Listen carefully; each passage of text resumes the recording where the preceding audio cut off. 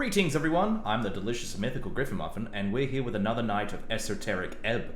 I don't know whoever might be joining, if they haven't seen this before, or this series of, videos, live streams, playthroughs of Esoteric Ebb. I don't know where to start. We're pretty deep into the game now. Last stream, we actually found a suspect behind the bombing of the tea shop.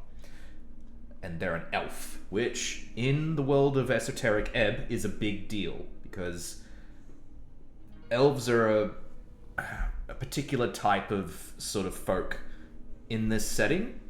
There is political tension between the elves and the earth folk of this world. And what was the other thing about the elves that are... I can't really remember why it's super important at the top of my head right now, but it's a big deal that there is an elf as a suspect. Yeah, if so, welcome. If this is the first time watching this, I would recommend watching the other stuff before this, so you're not lost. But I don't know. Hey, whatever floats your boat. So where am I up to? So we talked to Fiskin, which is the lich. So this is the quest that we're up to now. The Elven Connection. You found an elven corpse under the tea shop rubble. It's been moved to the lich house for safekeeping. Fiskin gave a That's right. So what we need to do now is we need to do Speak with Dead with that body, right? However, I don't have that. I don't have that spell. And apparently clerics like me are supposed to have that spell. So, underperforming, as usual. So what I need to do is I am very close to leveling, so I need to do some other things around town. Reach level... I think I need to reach... What level am I? I actually don't know. Level 3. So I need to reach level 4, I think. And then I can... Actually, do I have that whole thing with Speak with Dead? Etir, no. The Copper Press Fever. So, Asgil's newspaper is being printed on Tolstad. You should find location of this copper press and name of the secret editor. So that's one thing I can do right now. Yeah, let's go do that.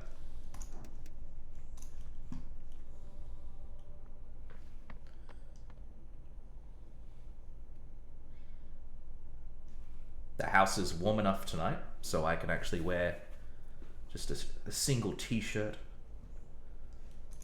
Okay, so I don't really know where to start with finding that particular copper press thing. Maybe I could talk to this guy. Huh? Hey, it's you again. Oh, that's right, I can haggle with him. I intervened between Rollo and Modissa. Oh, those are the two young kids, the Asgalis and the Nationalists. Yeah, I heard. That's good. I was worried something bad would happen. But don't tell Rollo I told you to go there, okay? No worries, I won't. I don't even remember the kids saying to go there, but anyway. You did great. You truly completed this quest like a hero. Hear anything about assassins or Tolstad? He shrugs. Nothing comes to mind. I mean, there's always a bunch of weirdos running around the city below, you know? I feel like I'm going to be having to go into the city below during this particular stream tonight. What about iron masks? The kid stares at you. Yeah, I've heard that before. Tell me. It's like only rumors, right? But there's this group of angry people in the city ranks. They wear iron masks, apparently, and they fight against corruption. So they think the clerics are agents of corruption. You know, like dark vigilantes. Sounds like a magazine story. Yeah, it's unreal. But like I said, probably just rumors. Or is it? What are they mad about? Taxes? No, it's more like anti-free strider stuff. Not anti-Asgalism? I don't think anybody thinks the dwarves are going to actually win. Interesting. Thanks for telling me. No problem. About the owner of the kiosk. Oh, my boss. Thalassos? He's a pretty nice merman. What do you want to know? Your boss is a merman? Yeah. He's in the river a lot. Likes fishing. Can I speak with him? I guess. He's not very talkative, but he usually fishes behind the kiosk in the afternoons. That's his only break from work, I think. But don't tell him I told you. Alright, so I'm gonna check out this guy. So he's in the place... Is he out here? No, that just leads me there. Is he out here? No. I could do something with the Sphinx, maybe. Maybe that will get me some XP. I need to figure out their, riddle. Did I get to talk to these people? No, I haven't. Whoa, that's a name. Oyogui Kagameshian Vendor. Oh, nice. It's pretty high. Halfling, Stormblood, level 2 entrepreneur. A skilled merchant, businesswoman, halfling, entrepreneur. Man, you could learn a shit ton from someone like her. Her goods are procured from all over the coast. Her goal, the journey itself. And of course, to herald the power of the fucking hell. Herald the power of capital? You fucking kidding me? She's damn good at it. Kargamesh is on the other side of the world. It's an opposite to Ascani, a mirror. In the dry we have wet. In their warm we have cold. She'll gladly tell you all about it on a surface level. She's not here to make friends. Not really. Or at least, not yet. Mm-hmm. Beneath the shadow of a gnarly statue sits a girl wrapped in colourful garments. She's wearing some sort of hat with an attached veil, covering her face. On the ground around her, upon a fancy rug, you see an assortment of strange trinkets. Some of them have quite potent, esoteric auras. She tries to say something, but is clearly unable to, due to her heavy layers of insulation. Sorry? She lifts up a small arm from underneath the layers, rippling the hat mask from beneath. I said, gods, it's so cold here. You see how her skin has a faint blue tint. That, along with her small figure, makes it obvious to you. She is a halfling. One of the Stormblood descent, originating from the Windcrack Mountains. Glance at the statue. You carry that thing around? Would that impress you? She taps the statue behind her with an evil grin. Let me introduce us formally. This here behind me is my guardian, Cruel Wing. Winged cruelty? Flying evil? Something like that. I call him Fleur. What? Fleur. A gargoyle. Earth elemental. Terribly powerful. That's a step. Oh, you've got a gargoyle bodyguard? Yes. Fancy, isn't it? As for me, I am Oigui. I think it's Oigui. We're gonna go with that. The traveling wind. She who brings that which tingles around the coast, from band to band. Her voice carries in a wonderfully exotic tonal melody. My services are available to you if you have the coin. I have coin. Wonderful to hear. Though I'm still getting used to this. What do you call it here? Crown. Yes.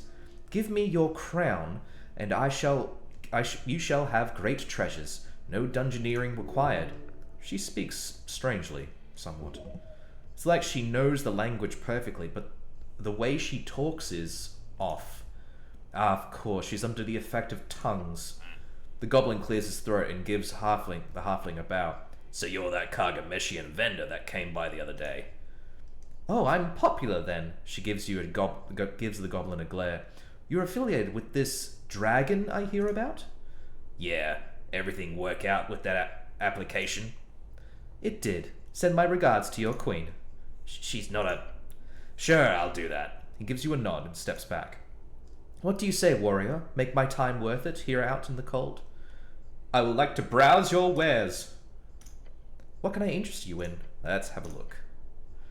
Ooh. Comprehend languages? What? How much money do I have? 190. So... Give me that helmet. Let's have a look. Give me those 10 pieces of incense. Bone dust canisters. I need a dream patch. What's a dream patch? I feel like I definitely need to grab the scroll of comprehend languages. I would assume so at such a great price. I apologize if the handwriting is a bit rough. I got it from a gnomish gentleman in Vergurney, a pixie dusting fiend of a man. That's all for now.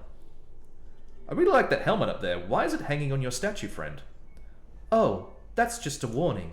Last adventurer who tried to steal from me left it behind. You could buy it if you want. If you dare. Can I sell anything to her? Because I have some stuff to sell. That's all for now. Because I have a lot of stuff to sell. But, whoop, hello.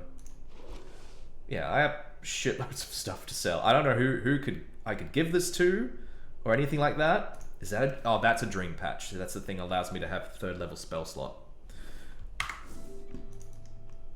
Tell you what, I think I'm just gonna go into the city below. Oh, wait, can I don't remember that.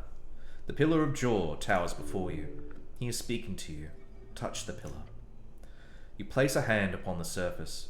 A slight tingle spreads through your palm. This is a magical object. Have a feeling that you can meditate here. It will take some time, but it could prove invaluable. Whoa. Wait a minute. Is the DC -2 like just How does that work? Isn't that just an automatic success? Let's give it a go. Yeah. I succeed. Ooh, something else in the quest tree. You close your eyes. You shape your mind into an arrow, shooting it outwards, the esoteric force. Shooting it out towards the esoteric force. Find the rhythm to Jaw's realm. Hear his voice. The cold rock of the pillar turns warm in your palm. You've marked it with your spirit. Marked it? What? You're unsure, but you feel like there are more spots you need to investigate. Feel. Warm and deep. It goes deep down and far up. You lift your hand from the surface, and you are able to see normally once again, but you feel like you've learned something. You must keep looking. Soon the pillar's secret will be revealed. You understand plainly. There is more to this pillar you need to investigate. In time, and further below. Okay. I got a little something from that. Where is the esoteric? It's the one that looks like... Yep, there we go. Rhythm, you meditated, spoke with the whispers, the pillar's crossing. You felt a connection with the voices inside the pillar. Down in the city below, you saw something that shook you. Alright. Well, I think I'm just going to go into the city below, which is through Viskin's place. Or Fiskin, sorry. And I think from there, just see what we encounter. I will need to probably redo my inventory and stuff, because I don't want to be wearing like negative stuff to decks. It's even colder below. Let's go. Alright. Should I do it? No, my spells are fine. Wait a minute, I don't have any 2nd level spells, do I? Let's have a look. Prepare spells. 1st level. I don't have any 2nd level spells.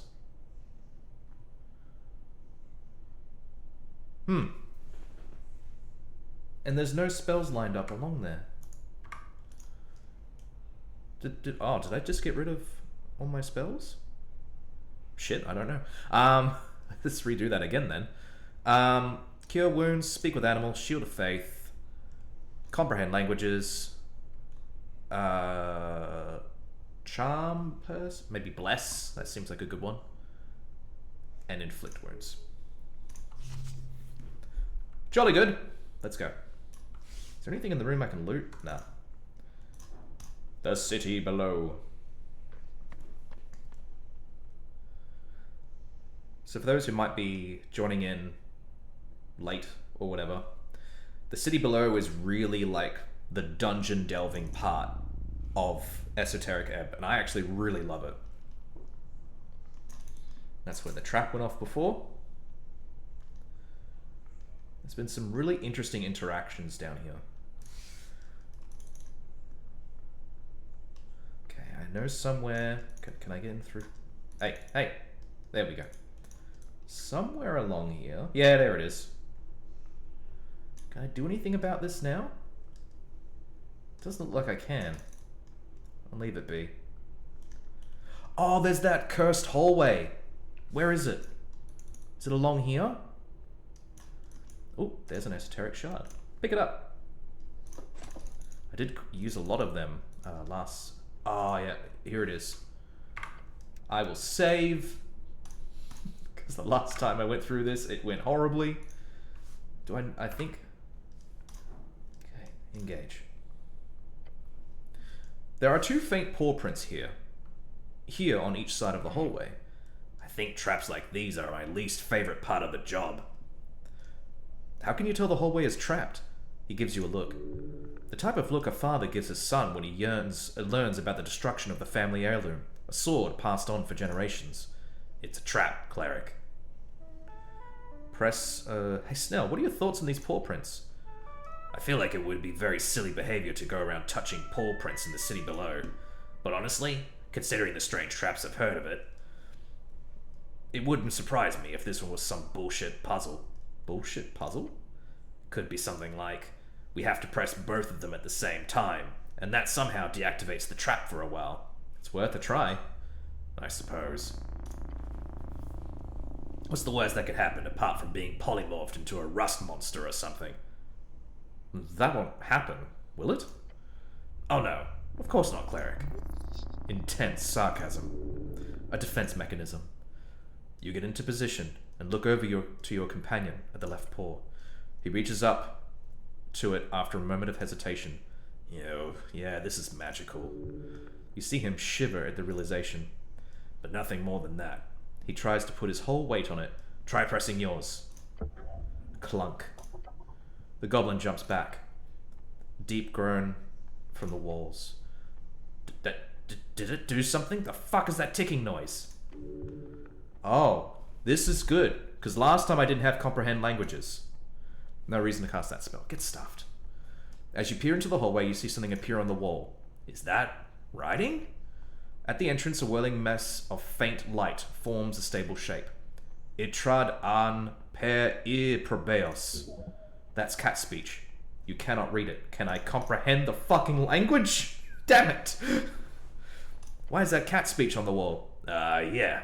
Good question, but I can't read any of this. I can read this, kind of. Let him focus. He stares at the text and mumbles to himself. It says, enter, as a pair, and be probed? Not probed, proved. Like the dwarvish prove, it's a trial. Not probed, fuck. Probed. Not probed, proved. He snaps his fingers. Yeah, that's it. It's a test. Enter the hallway in pair and be tested. Get in position. I'm ready. What, are you? The goblin takes a deep breath through clenched fangs. Okay. On 3, 2, 1, wait. On 3 or 0? The goblin stops himself from stepping into the hallway at the last second. Now! The 2 of you step forward, in hesitant unison, trembling. How far are we going to... Shit, stop! The text! You both stop halfway, looking at the magic lettering on the wall. Al son divino la puerta se abrirá. Oh, gods. You are too far away to make use of comprehend languages. The goblin is your only shot. Alright, so it knows. Alright. You can read it, right? It's not like you took formal lessons. I've just picked up a few words here and there. He's sweating, the feeling of dread growing in his heart. The clicking sound starts to echo out in the hallway. Tick, tick, tick. Gods be damned. Okay, hold on. I got this. Tick. All Sun Day Vino. That's a divine song? Tick. Puerta is door? Tick. Listen to the divine song and the door will open. Your doom is near. The fuck does that mean? Please don't shake the goblin. Calm down, he yells, pushing you off. Just listen. He glances around the hallway erratically. The ticking is kind of a song. A rhythm, at least? He's shaking. That ticking. Tick, tick. Oh, it's kind of catchy.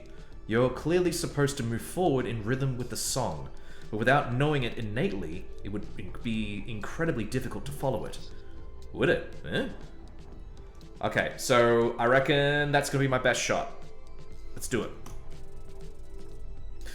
Yes! Oh, just on the 15! You cannot know this song. It's simply not possible. Even if it did survive through some obscure document, the chance of you knowing this cat tune is approximately 0. But it's not 0. Unless an esoteric phenomenon happens to strike you, then it is. Unless... Yes?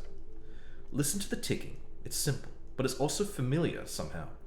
But that cannot be possible unless... I'm in a bit of a hurry here. It's been repurposed. This is a chant. You know it well. It's the river chant. I'm sorry. The ticking. It's the river chant. You know it? The prayer? I've heard it, but... Oh. Okay. I get it. The goblin has no idea what you are saying, but he trusts you somehow. What are we doing? Follow my lead. Tap, tap, tick, tick. The rhythm lives in your soul. It must have been passed down. It lives inside your joints. The power it wields over you is indescribable. You've prepared this prayer, this chant for unity and enlightenment, for reasoning and meaning. Take a step alongside Snell. 1, 2, 3, 4, 5. 1, 2, 1, 2. The goblin keeps up, each step forward made with trembling adrenaline-fueled fear. Take those final steps. Oh, they're off the page. Off the screen. I can't see them. 1, 2, 3, 4. He mouths as he joins you in those final steps. 3, 4, 5. Oh, shit. We're out? Oh, gods be good, we're out! The gods favor us, Snell. Cleric, look! He mutters and points to the wall once more. Another line of shifting magical text appears. Passad libres por mandato celestial. It says we can pass liberally by celestial mandate. Hells yeah, we can. Liberally? That sounds like free stride. Feel awful? Feel terrible. Liberally? That sounds like something I'd support. Liberally? This isn't the time or place for politics, Snell.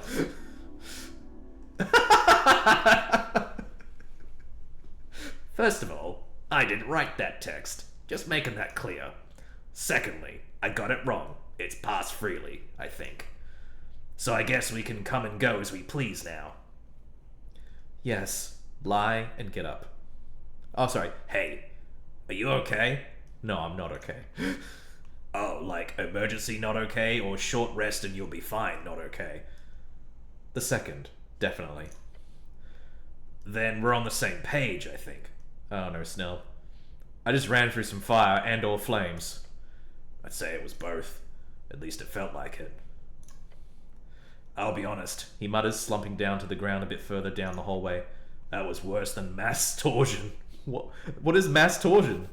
Mass torsion, infamous spell that twists or pull testicles around and twist and clench. It's horrific. I thought it might be that by the word of torsion, and I'm like, is it what I think it is? Oh man, what a spell that would be if that was an actual D&D. I cast mass torsion on the BBG. Take a few more steps away from the hallway of doom. The goblin's gaze flits around, dancing from tile to tile. He is looking for more traps. Finally, Snell seems to find himself more at ease. He lets out an exasperated sigh. I need a goddamn breather. Same. With a groan, the goblin notices some soot on his jacket. He brushes it off. This isn't exactly my first trap, but we usually hire third parties to disable them. You ever hire any clerics? Nah, not during my time. He chuckles. You guys aren't exactly available for underground chicanery these days. Rooting around in his pouch, Snell finds a tiny green sphere. He smacks it against the ground, and it begins to flutter up in the air. Yay! A sprite spirit. Point at the light. What kind of glow globe is that? The Nesson kind. Sadly, it's my last one. Then the goblin leans back against the dungeon wall, making sure to check for any trap mechanism beforehand. Look, I work mainly in Upper and Lower Tolstad. The city below is not my responsibility, usually. I am literally one fucking XP point away from leveling. That is so frustrating. So apologies if I don't seem... There's 1 point! It is literally 1 point away. So, apologies if I don't have these magically shifting tunnels memorized like some veteran adventurer. No need to apologize. From what I've read, the city below is incredibly dangerous. Damn right. You've heard that the city below changes from time to time, but most people believe it to be a myth. The old guard used to deal with the tunnels all the time, but since Earth's death, that work has been entirely relegated to the 3 goblin tribes. It's sad we clerics don't get to delve these days. I don't want to leave all the fun to you goblins. Not sure I'd describe this hellhole as fun, but just for future reference. This place, it's real close to the garden, right? Sure. Wasn't here a couple months ago. Between the garden and the water lane sewers, I'm 100% sure that there was a slanted hallway full of frozen spikes. We boarded them up as well as we could, but at that time, boarding up, that only lasted a couple hours. It moved around? Yeah, it moved around. All this shit does. The esoteric madness down here was mostly managed after the conquest, but it still rises at times in spits of violence and esoteric randomness. The esoteric nature of the city below is well documented. It has mainly to do with the sentience, if you believe the few scholars who have been allowed to investigate it. The more living minds present, the less chaotic a section will be. But this, what the goblin describes, that is enough activity to warrant a proper look. That's insane. I figured all the shifting calmed down after the conquest. It didn't, or I mean, from what I understand, your dead god and his paladins used to keep things clean. But nowadays it's getting weirder by the day. But hey, you're here now. So you can take on this esoteric bullshit, right? Do well and I'll buy you a beer. Deal? Sure. Wait, what? You're not allowed? I am not. Maybe a little one? A tiny glass? Tiny glass of beer? Not like they have a way to check, right? No, they do. They do? They scan us. They scan you? Detect poison and disease. They check us sometimes. Detect poison and disease? Oh shit, I keep forgetting you're like an actual cleric. No alcohol at all, eh? Of course not. Intoxicants are the work of evil and chaos. As clerics, we must abstain to maintain our fight against discord. Plus, we cannot cloud our minds. We must remain vigilant, so we can fulfill our sacred quest and make sound judgments upon our people. Yeah. Yes, I leveled! But trust me, the city below is very esoteric. Snell is more than correct. The grand power present in these ancient walls has compounded over eras. All while the mystery of the pillars, these relics of the Gate War of Jor, is left as a whole in our collective understanding. We do not know why the city below is so esoteric. We cannot know, not in any sensible manner. But if you listen, if you feel the vastness by just sitting here, deep inside the belly of the whale, you know all too well the mind-consuming truth. The city below is alive. It's also really fucked up, which explains why your beloved city would give up the property rights to a bunch of goblins, eh? He laughs. A sad laugh. And these last couple of years, there's been more and more Reedsian scholars going delving to study it. The old lady doesn't let them in, on her turf, of course, chasing them away is one of my many jobs. Politely, of course. I'm not some syndicate gangster. But the other tribes are more accepting, for a ton of coin, of course. What is your job exactly? I'm a runner and handler of the HWBT. Look at him like he actually tells you what he does. He crosses his arms. I do a ton of stuff, okay? I run errands for the old lady, anything she needs. I also make sure our operations run smoothly. Everything from the apartment rentals to the CBS. And that's a shorthand for the city below. Security. Anything the old lady needs, I do. So, you're a custodian? No, that's... You see his face contort in a painful expression. Gods be damned, custodian might actually not be far off. My job mostly just consists of talking to people, cleric. Like we're doing right now. A lot of talking and a lot of running around. He takes a deep breath. Exactly what we're doing right now. Just without the light dungeoneering. Nice work, by the way, with the trap. Don't mention it. My cat speech isn't the greatest, so I'm not sure what I expected. But we're alive. And that's all that counts. He's a bit shaken up over it.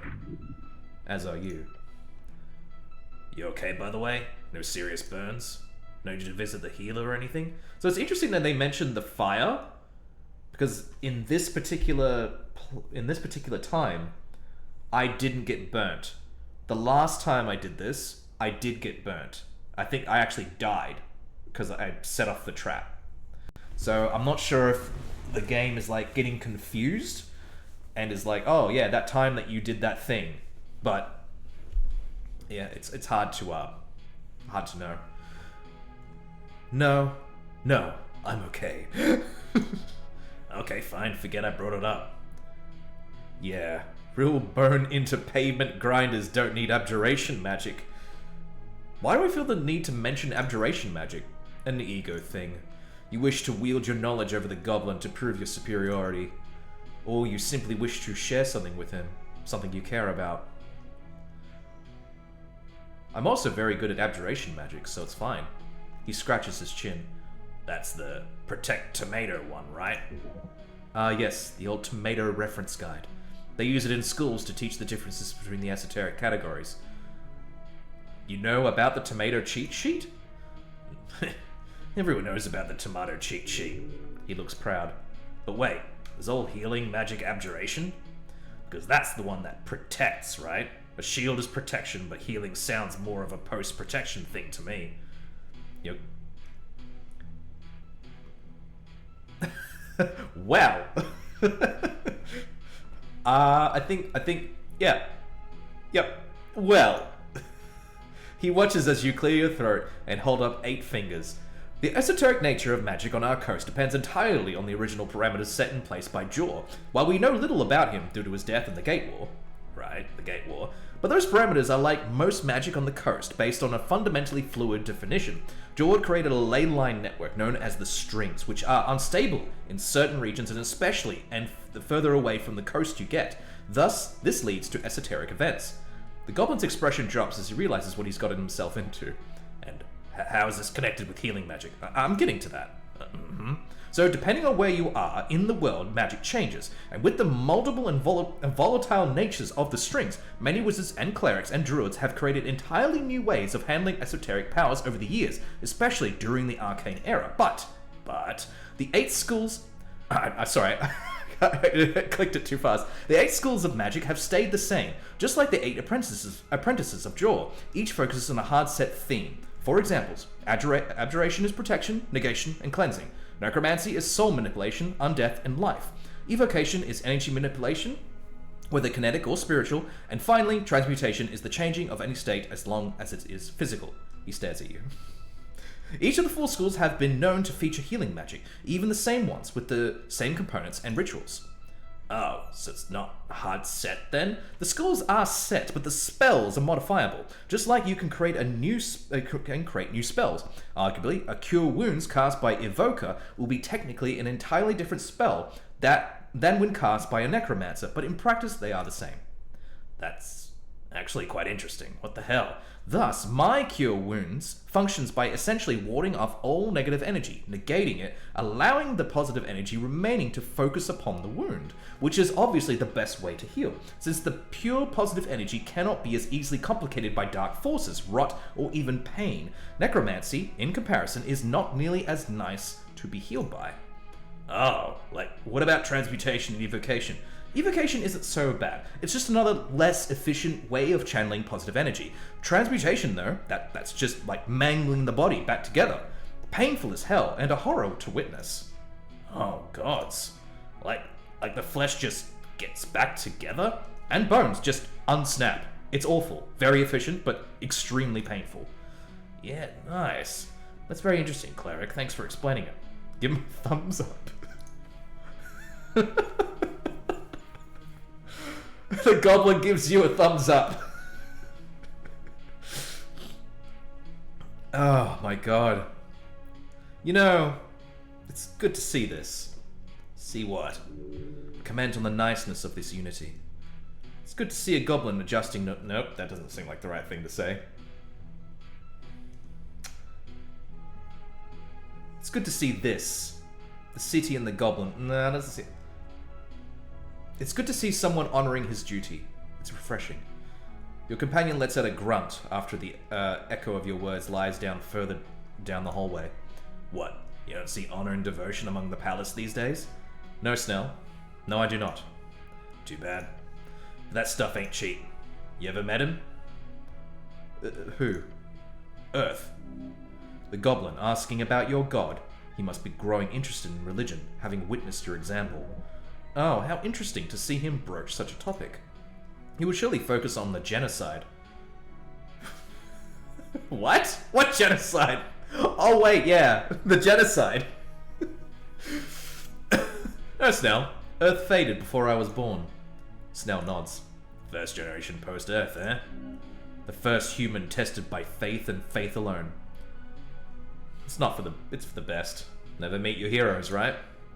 I imagine those hedonists chanting Torgig's name wouldn't be too cheerful if he returned either.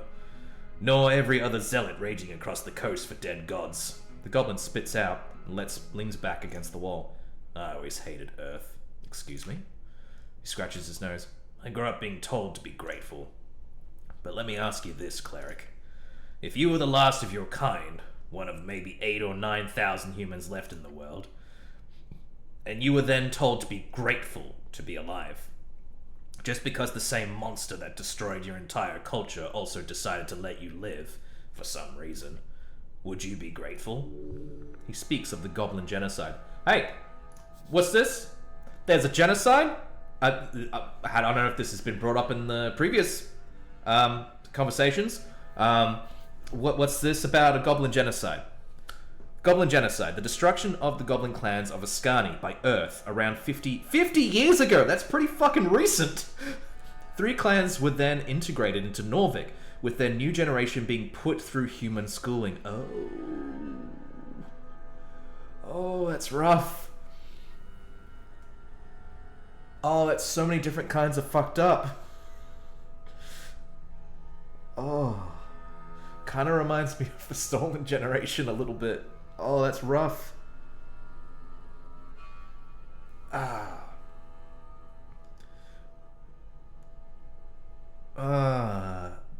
guess that's the only option I can really go with here. The Goblin Genocide with Earth's greatest mistake. He lets out a mocking laugh. It was good to know our current predicament was due to a mistake. Thanks for clearing that up. Grateful. Move on. The goblin stares at you. He is expecting nothing good to come out of your mouth. Should you be grateful? It's a hard question. A man should not simply lie down and take whatever subjugation arrives at the hand of a tyrant. But sometimes a man also has to make difficult decisions to protect the ones he loves. The goblin wants you to tell him you'd share his anger, obviously. If your people fell, then they did not have the power to live. It is simple as that. But that should not lead to gratefulness. It should lead to apprehension. Okay, so this is probably something we need to be careful with. Because if I answer like a dick, Snell is going to hate me. Okay, I don't know what I would feel. It would be the death of the soul. I would be careful. I would be confused. I would hate the monster who destroyed my people. That seems like the most appropriate one. His stern expression drops. Who wouldn't? Snell clicks his tongue and gets up. Every goblin asks themselves that question. To be a cran, or not to be a cran. We all got different answers. What to do when the past is erased. He groans and shakes his legs a bit. They must have fallen asleep from sitting on the dungeon floor. Some focus on building something, culturally or politically. Some try to get rich in this new free strata world. Some of us, we... His voice trails off and stares back into the fiery hallway. You hate Earth. The goblin nods. A little bit of hate, yeah. But afterwards I can only do one thing, cleric. I serve Lady Sageleaf. Snell turns back to you, his expression calm, collected. That's enough for me. Your heart is beating fast, you can hear it. Every word out of Snell's mouth is tinged with generations of pain. His father, his father's father, who was slain by the god you uphold as the one highest good. How does that work? The answer is, it doesn't. Earth destroyed folk. He personally performed multiple folkmord on this band. What is a dwarven term meaning genocide? Oh, it's like a podgrim. Folkmord, podgrim. They kind of have that same sort of sound device. Yeah. It was originally coined by Asgal himself, who used it to support the idea of folk rights. Folk rights, the rights inherent to all sentient beings, regardless of folk type, sex, nationality, ethnicity, language, religion, and any other status. Originally spread by Asgal, and is today a hotly debated topic across the coast. Snell shows great restraint every day, and you test him each moment. And that could have gone worse. But yeah, probably smart not to talk about genocide with the guy whose entire culture was erased, like, what, 50 years ago? Wait, oh shit, it's literally the 50th anniversary this year. That's crazy! Anyone, don't mention that, or any of this again. He'll probably be happiest if you just listen and take it like a good little Asgalist or something. Don't nod. Your companion looks at you for a while. His yellow eyes seem to behold you, seeking another answer. This one's on me. What? This, short rest. It's on me. Lovely! The sprite light fizzles out, just in time. Good to go now. Alright, so I got... That was a really interesting interaction, honestly. I'm pretty sure it has not mentioned the Goblin Genocide. And to know that Earth, my god, has performed a genocide has radically changed any sort of kind of opinion that I had of him. Let's do the level up. Okay, so I have a feeling I should increase my dexterity a little bit. And all my things are even, so like I'm not going to be able to make this work. Maybe charisma? I am proficient in charisma.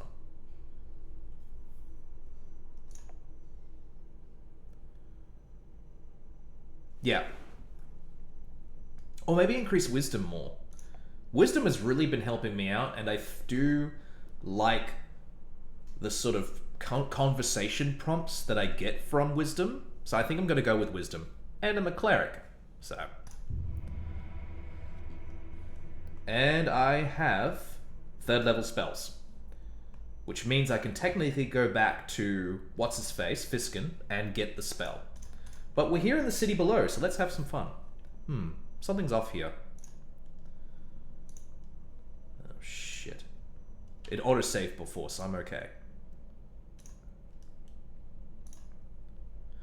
Something is stashed under the heavy rocks. Crusader's Mantle. Oh, sick! Paladin's Insignia. Advantage against Earthfolk. Oh, the Paladin! You pick up the insignia. Heavy, official, the symbol of Norvik shaped in iron. A Paladin's insignia. Huh. Well, there's only one Paladin left in the city. Lord Gorm. Turn it over in your hand. The craftsmanship is exquisite. Snell, look at this. The goblin peers at the insignia. Seems official. Some leftover from an old delve? No, this is one of a kind. This belonged to Lord Gorm. The last paladin of Earth. Oh shit. The one that went missing. The one and only. He goes quiet, his eyes darting back and forth in the dark tunnel. So, he must have died down here. Swallowed by the dungeon. So I have to make a conclusion here. Well, yeah, we don't see his body, so he's not swallowed up by the dungeon, but leaving that shit behind is definitely suspicious. He might be still alive somewhere. We'll keep up hope. But I suppose this is some type of closure. I'll report this to my patriarch once the mission is finished. He lowers his head, as if to show some type of respect. Got it. The symbol gleams even in the dim light. Most strikingly, it appears to be hot and red, clearly highly esoteric, as if containing some magical fire. And if it is here in this dungeon, then surely Lord Gorm must be dead. Lord Gorm must be dead. A truly tragic end. The missing paladin is missing no more. Somewhere down here in the dark, you mourn, you shiver, to think of such an awful end to such a great man. Horrible. This will be reported once you are done here, and as for the insignia, it shall be returned to the palace. Eventually. May Earth guide him home. Wow. Okay, so the paladin's dead. I mean, we just don't see his body, but I don't know. I could talk to Snell. You approach your companion. Let's get on with it.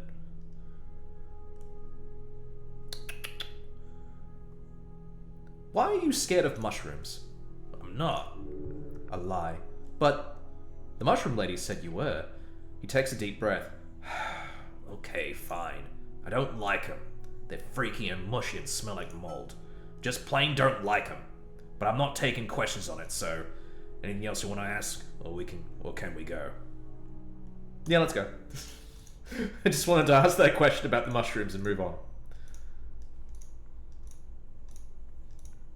Yeah, I'm taking my time through these tunnels now. I'm not... Hey. Oh no! It's the crocodile man! I'm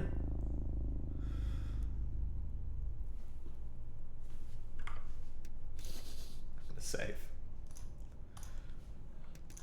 Oh man, I have to deal with the crocodile man again. Ugh. I better look over my inventory. Because that was a big fight. Alright, so I've got fuck all dexterity. That does nothing. Where's another... Do I have another helmet?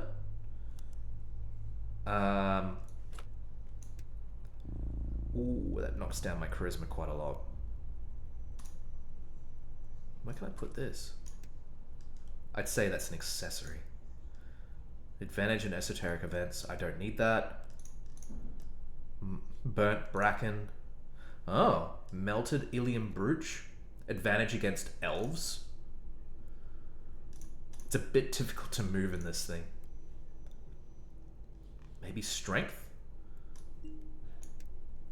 Yeah. I reckon that's looking pretty good. What's this give me? 1 strength, 1 intelligence.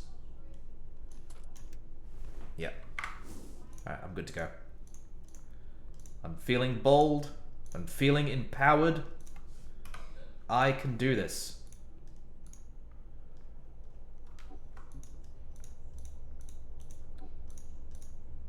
Alright. Oh, I swear I could loot things before.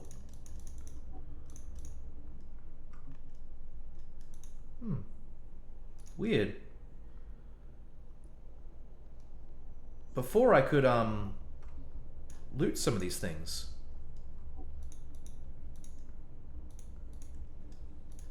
I could have sworn I could. Anyway.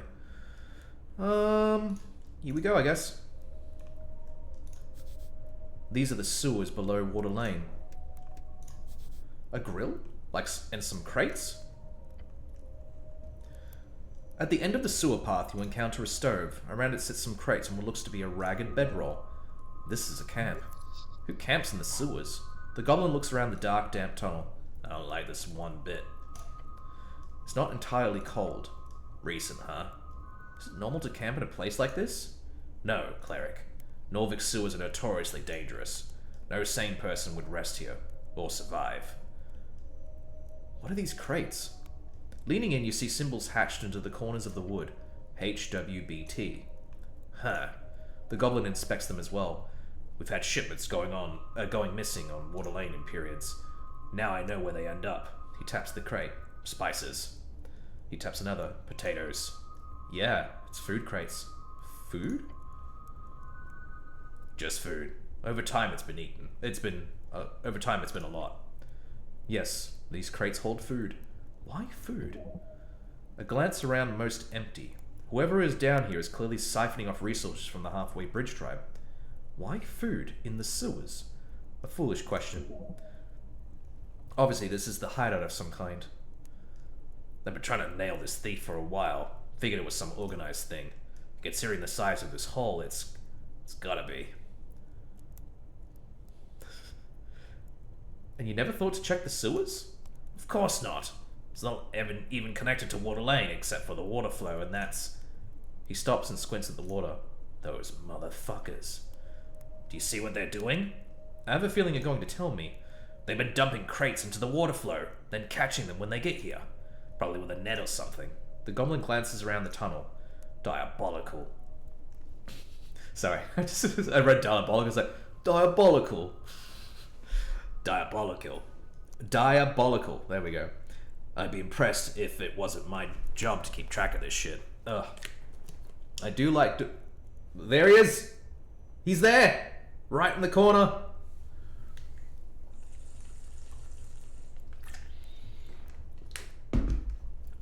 Yeah, Snell's voice does get to me after a while. A hunter. Oh shit, there he is. So what do you propose? Should we keep guard and see if they come back? Possibly. We could also get backup. I know we're on the tea shop mission, but... Quest? What? The tea shop quest. Right. Anyway, this is a kind of a big deal for the Halfways. Lady Sageleaf will be happy to finally get this thorn cut down. We should go get backup. Yeah, probably for the best. I somehow have this feeling that whatever is eating all of this won't be too happy about finding the stash. Comes creeping. Honestly, this whole thing is just creeping me out. You're telling me. You've heard this phrase before. Don't comment on it. Look at the goblin like a newborn bird in the nest looks at its mama. What? No, I'm not saying that. Maybe we should just leave. I'm not going to stop you. Who likes being in the sewers? I don't. Me neither. Anyway, right behind. This is making me hungry. Really? You? Why do you act surprised? I'm a human who eats food. That's normal. I am normal, Snell. You do not. No, it's just... I haven't seen you eat anything but apples, I think. Apples are food? I am aware. But look, I just assumed you weren't the type to get hungry. Of course I do. I'm normal. Yep. Totally normal. The most normal. I healed. Top normie. You're very flesh. Your companion gasps for air as he glances back. You watch as his entire being suddenly leaves his corporeal body. For an instant, he is not a goblin, he is a ghost. Quiet hungers. What's wrong, Snell? You look pale.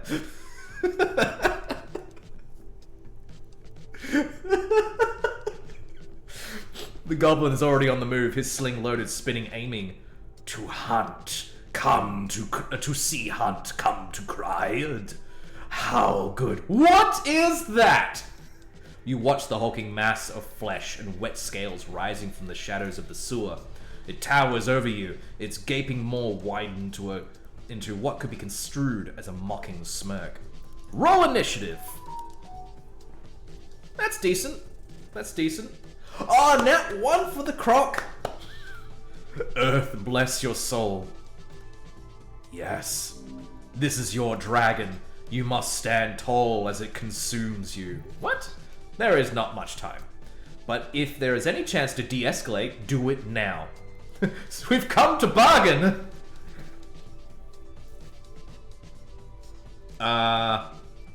Ooh, that's a challenging one, but I have +4 to the roll. Let's do it.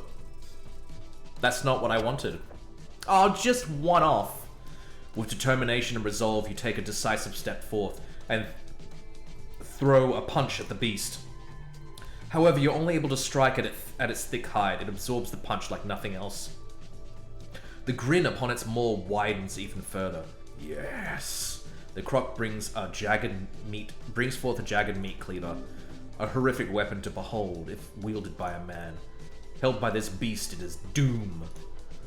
The hunt is on. It swings the hatchet, missing your stomach by an inch. Okay. Keep attempting to dodge. Shit. This isn't going well. The second strike, however, goes just where the beast wants it. Into your lower thigh. Oh, 7 damage. Can I cast... Ooh. No reason to cast that spell, you kidding me? I have a fucking thing to... Could I... Wait. 1d8 plus your wisdom modifier. Okay. It could overheal me, but I think it's good I do that now. Yep. We got exactly what and I get the bonus because of that cleric thing I got. Awesome. You are a rabbit escaping slaughter. Crad enjoys it. Then he squints at you, lets out a grunt, and lowers the weapon. Oh! Huh? Your companion takes a step back, while keeping a wary eye on the beast. He's unsure if he should strike again, or see if there's some strange piece to be found here. Gah! Crad is bored. You are cleric, no? The goblin takes a deep breath. Is it because I healed myself? Then he hisses you under his breath. Do not push your luck. I am the cleric. Yes, get it right. The croco beast's tail whips around, sending dust up into your face. Being a cleric causes, do not be trouble. And Crad will not be trouble. The beast lumbers over to the encampment. You look on, taking heavy breaths. Snell looks on his knees. He appears to be shaking. Adrenaline running out. Weak knees, dizzy skull. Crad sits down on a crate in front of the little stovetop. Hunt is done for daytime. Now is rest and cooking. What in the world have you stumbled on here? Gulp and approach his camp. Dusk. Let's see what we got here. Oh man, that's terrible. And I found out nothing. The hulking beast looks at you with a deep hunger. Your gut biome quivers. Crad greets human. Have you seen a man in yellow going past here? Crad has seen this, yes. Oh, you have? Yes. Crad saw human in yellow go past. Crad meant to eat such fancy human, but this human was fast and turned invisible before Crad could approach. Huh. Crad did hear fancy yellow human speak to self while walking past. Human said, "Where is the damn secret passage again?" Secret passage? Where? Crad does not know. So he went into the dungeon. Fancy human come from southern caves. Going into dungeon, yes. Alright, thanks for the info. The monster smirks, or it makes no expression at all, because it always smirks. What do you hunt down here? Many things. Crad dive and stalk. There is wild land below. Far, deep, dark. You find anything good down there? Yes. Crad takes many trophy. From big chicken to little drake. And those of many, many teeth and eye. Most are not tasty. Some very. He glances at you, companion. You. The goblin does a comically loud gulp. He tries to play it off. Nice. Little green men, you are not tasty. and not even fun to hunt. But you look spicy. He holds up a hand in his stern face. I can assure you, I am not. The croc lets out an amused growl. But not above here, right? You stay out of the city? Yes. Krad hunts in wilds. Urban sprawl is too easy. When Krad has mission, the hunt begins. Mission? The croc smirks. Krad say nothing. The goblin leans towards you and whispers, "Don't." Where else do you hunt? Krad hunts where he pleases. This land is good for sport. Great beast roam, and many fresh challenge await. When Krad is on hunt, he goes far. Great, good to know. He lets out another short growl. Those rats really seem to like you. Yes. Rat is little thing, which I remember from home. Big rat, those were great friends. You had big rats? Where are you all from? He lets out a happy growl. Big, mushy swamp rat, the gayest of little rodent. I hunt as little, then as big I follow. I learn. Big rat is great hunter. Little rat has much to learn, but they will.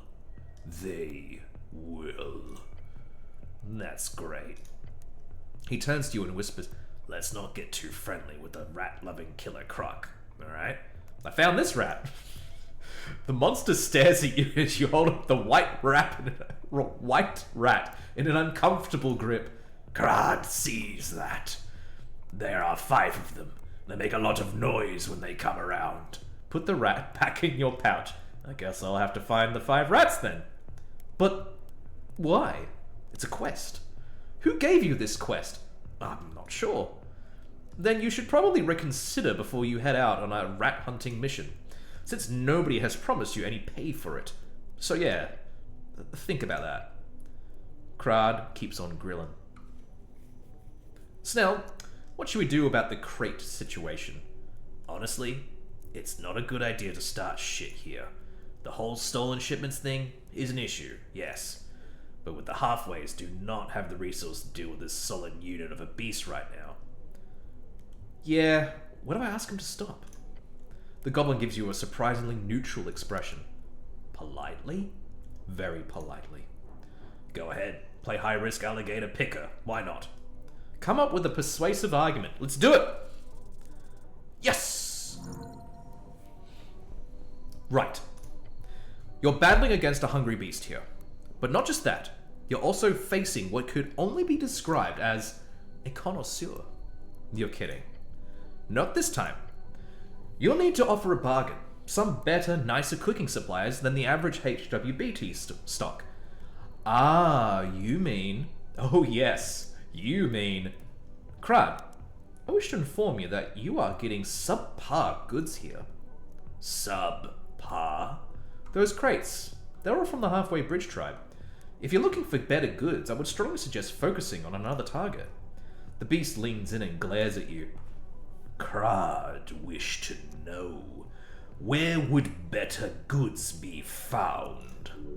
As bad as stealing is, the ones who will miss it the least are the Freestriders, the trade company. I like this. I like this a lot. As long as you do not sell out to the city's supply lines, then it is fine. The rest can deal with this beast. Okay. Here we go. The Freestriders have a warehouse on Water Lane. They have better, fresher goods, and more exotic stuff too. You definitely want to focus on them instead of these cheap goblin crates. Maybe Krad will. This supply is getting stale. He turns back to his stove with a deep snicker. Nice job, the goblin whispers to you. That's probably as much as we could have hoped for. Redirection! So you're a chef, eh? Yes. Cleric is hungry. Krad offer. Slug dog. The beast holds out one of the strange sausage-shaped meat pieces. Slog dog? Slug dog? Stare at the meat. Slog dog. It is slug dog, yes. You want slog dogs now?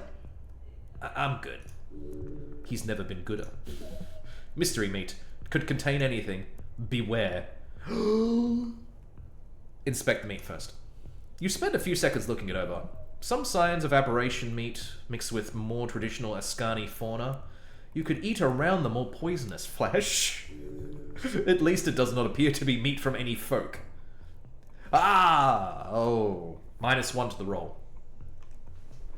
Do I have anything that can help me?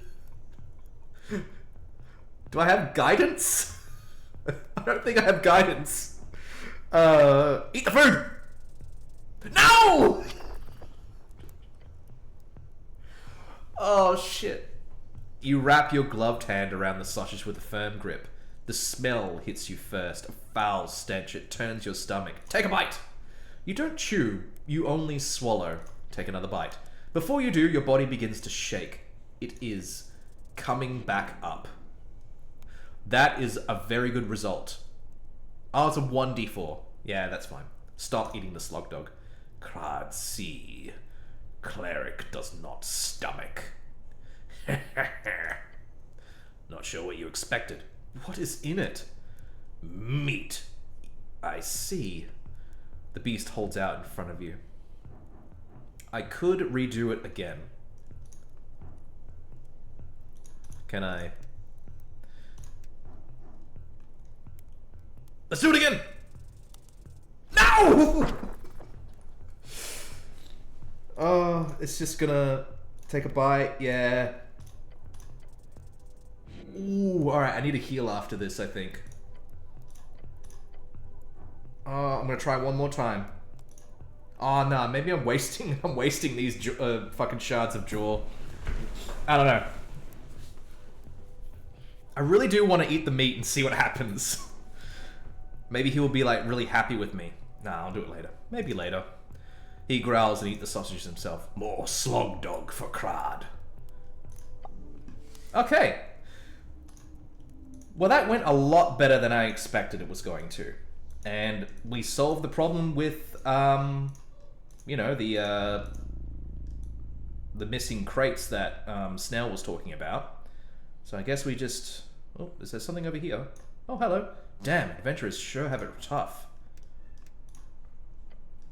A skeleton lies crumpled against the wall. Human, male, dead for months, maybe longer. His armor has been stripped away. Only scraps of leather and cloth remain. Someone looted the corpse. Or something. Sad sight. These tunnels eat people. What killed him? Hard to say. No signs of combat. He probably got lost. Ran out of supplies. The city below claims many that way. Alright, well, that's that. I can't go that way. Ooh, hello. Ooh. A rat! Get it! Red rat! How many rats do I have now? I have a white rat, a black rat, green rat, and a red rat. I'm missing one rat. A blue one. Or some other type of color of rat. Ooh, what's this? A mysterious door. Before you stands an iron door. At its center, a five-pointed star has been etched deep into the metal. Esoteric energy emanates from the surface. This door is sealed with powerful magic. A faint hum vibrates through the iron. That's some fancy door. Any ideas, Snell? About your fancy mystery dungeon door? He crosses his arms and stares at it. Not really. My area of expertise, cleric. But I bet you need some kind of password or spell. Oh, you know. He mimes breaking something with his fists. Subtle. Very subtle. But what he means here is violence. Examine the star symbol. You lean closer to inspect the etched star. 4 points, perfectly symmetrical. The work of a master craftsman, or a wizard. Probably both. Each point of the star glows faintly with residual magic. Touch the door. Your gloved hand meets the cold iron. A ripple of translucent energy pulses across the surface. It's locked, magically. Arcane lock, just like the tea shop. but this one feels stronger, more personal. Right, so smash it. Or perhaps think for a bit. Obviously, there should be a way to get inside. There is no way... Master Hagenshags, I will learn. Say the words from the petrified wizard. Whoa!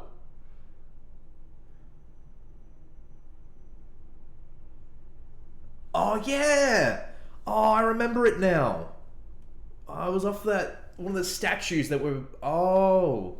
Well, that came in handy. What a shot. The door swings with a powerful boom. The sound echoes through the dungeon hallways. Everyone heard that. Ooh. Inside, you see a faint light emanating from within. Soft, almost inviting. Well, after you, cleric. The goblin gestures toward the open doorway. He's not going first, that's for sure. Beyond lies the unknown. What secrets did that wizard hide? Ooh. The light is not real. How strange. That's a strange box. Arcane music box. A monster manual, but most pages are ruined. You can hear the wind outside. An illusion, surely.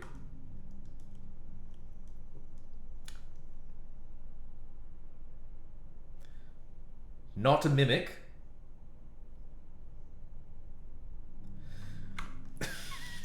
Fuck. Oh my god. I gotta fucking get some food in me. Well, cardamom treat does 5. And then I'll eat a couple apples. Alright. Up to scratch. Ooh, what's this? Stack of cryptic books. A stack of books sits crooked on the floor, half buried under the layers of dust. The blue light from windows appears to land upon the surface and stick, as if it's not real. You recognize the binding style. These are late arcane era. One tome is clearly arcane. The cover bears ward marks that make your eyes itch. Doesn't seem like there's any danger here, right now at least. Oh. If you want to check out for some books, go for it. I'll chill here for a while. Ah. The wards do not recognize you. You push away the scholar's arrogance. Woo! The book bites. Pain of the immaterial kind lances through your skull. For a split second, you perceive the color of your own name, the sound of the number 7, the weight of yesterday. Then it passes, leaving you nauseous and hollow. The tome's cover snaps shut. The wards glow smugly. Yeah, I'm gonna unlock it. Let's do it again. There we go. The wards recognize your competence. They part like curtains. Inside, you find a treatise on sensory magic, illusions. This Hagenshags was studying the relationship between perception and reality, rigorously, mathematically. Hundreds of pages of experiments of the mixing of illusion and divination. Look over his results. He posits the mind does not receive reality, it constructs it. Very interesting. Each moment your senses gather fragments, color, sound, pressure, heat. Then something deeper, something he calls the interpretive layer, assembles those fragments into a coherent world. The question he asks, not quite so directly, what happens when you tamper with that layer? Not showing someone a fake image, not casting darkness over their eyes, rather reaching into the mechanism itself through esoteric means, thus adjusting the assembly. This does not appear too far-fetched. It does not. This seems to align well with the scholarly basis for your education. However, the next part does not.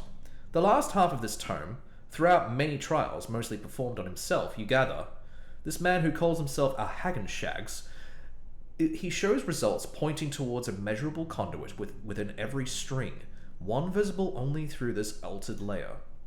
The bloom of jaw lies upon each caster, he writes, all channeled through the gates, invisible, hidden. Even the outer gods are blind. How else would the Lich sustain himself? How else do the pockets both increase below and decrease above? Only I can see the truth. Only I can master the relic left by the Umbramixis.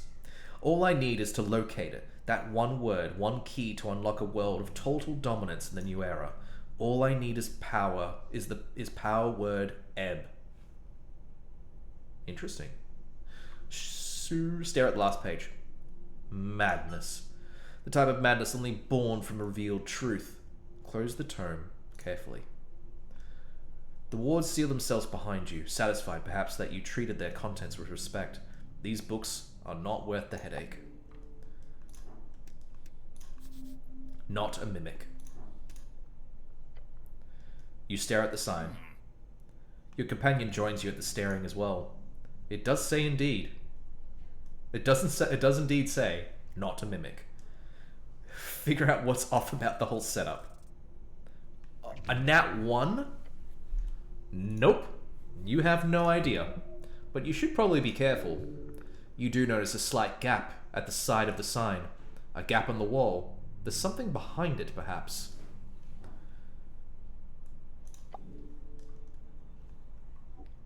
Nothing new to investigate. Okay. I can unlock it again. Who put this sign here? An interesting question. There are many mysteries in the city below, including the shifting tunnels and strange, intense, esoteric pockets. Normally, magic like this would be quite rare in this close to the coast, but the city below is special. So this sign could very well be a manifestation of an esoteric event. In other words, the sign could very well be a natural phenomenon of Jaw.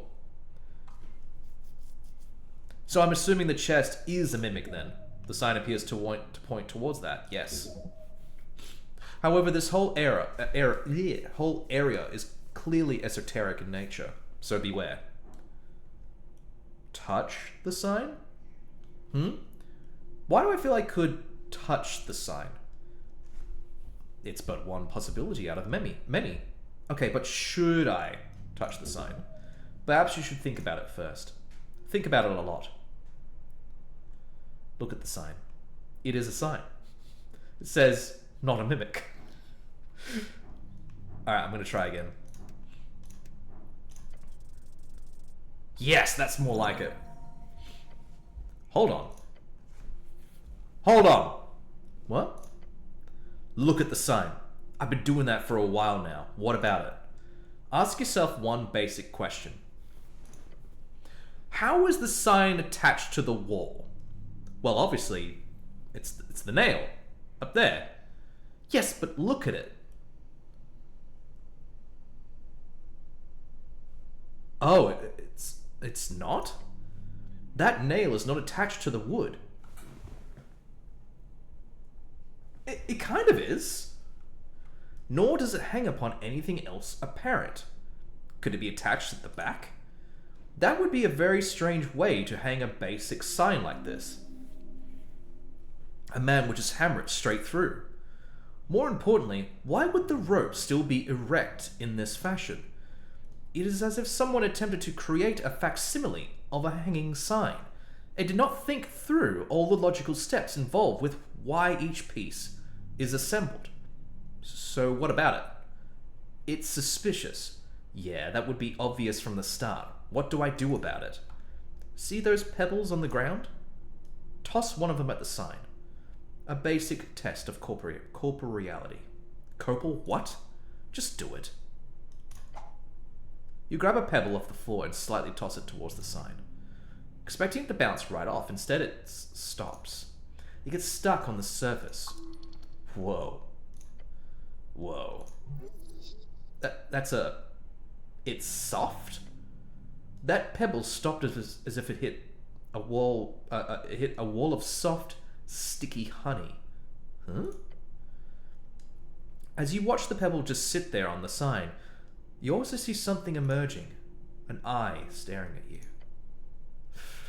The sign is a mimic! Oh. knew it! No, he didn't. Point at it and shout, "A mimic! A real-life mimic!"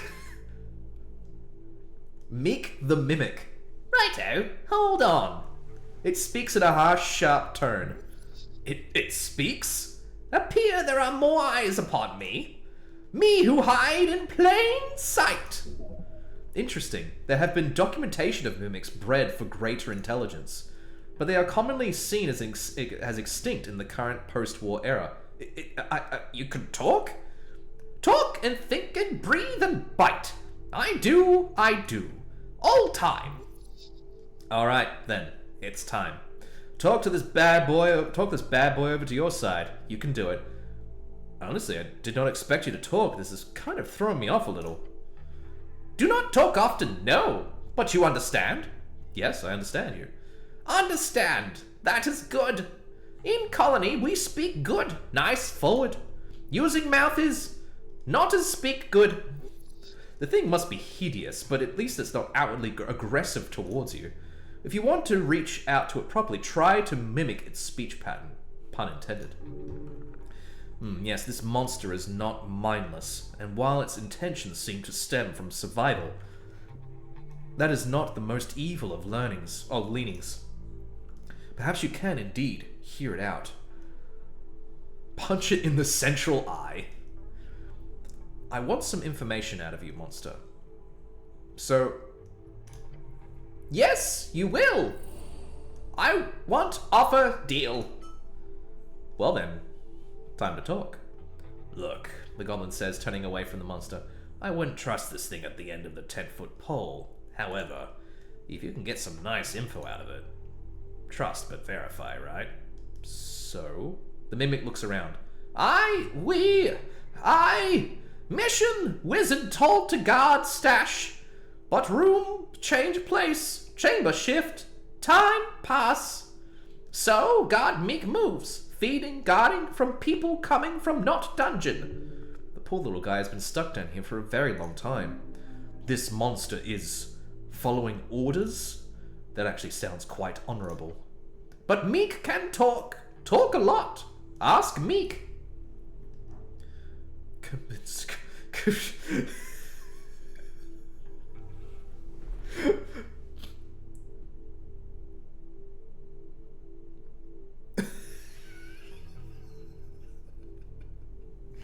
I can convince it to join my party. You must be lonely down here. Not alone, always. Colony is somewhere in past and west. Long time spent in colony. Most are very dumb in colony. They do not enjoy smart. They kick out. Not allowed to be smart. You were kicked out because you were too smart? The mimic clasps its many teeth together. It is curse. Smart curse. How strangely relatable. Yes! I knew I would be able to lower the DC by doing that. I can ask it to join the party? Really? You can do anything. You're the cleric.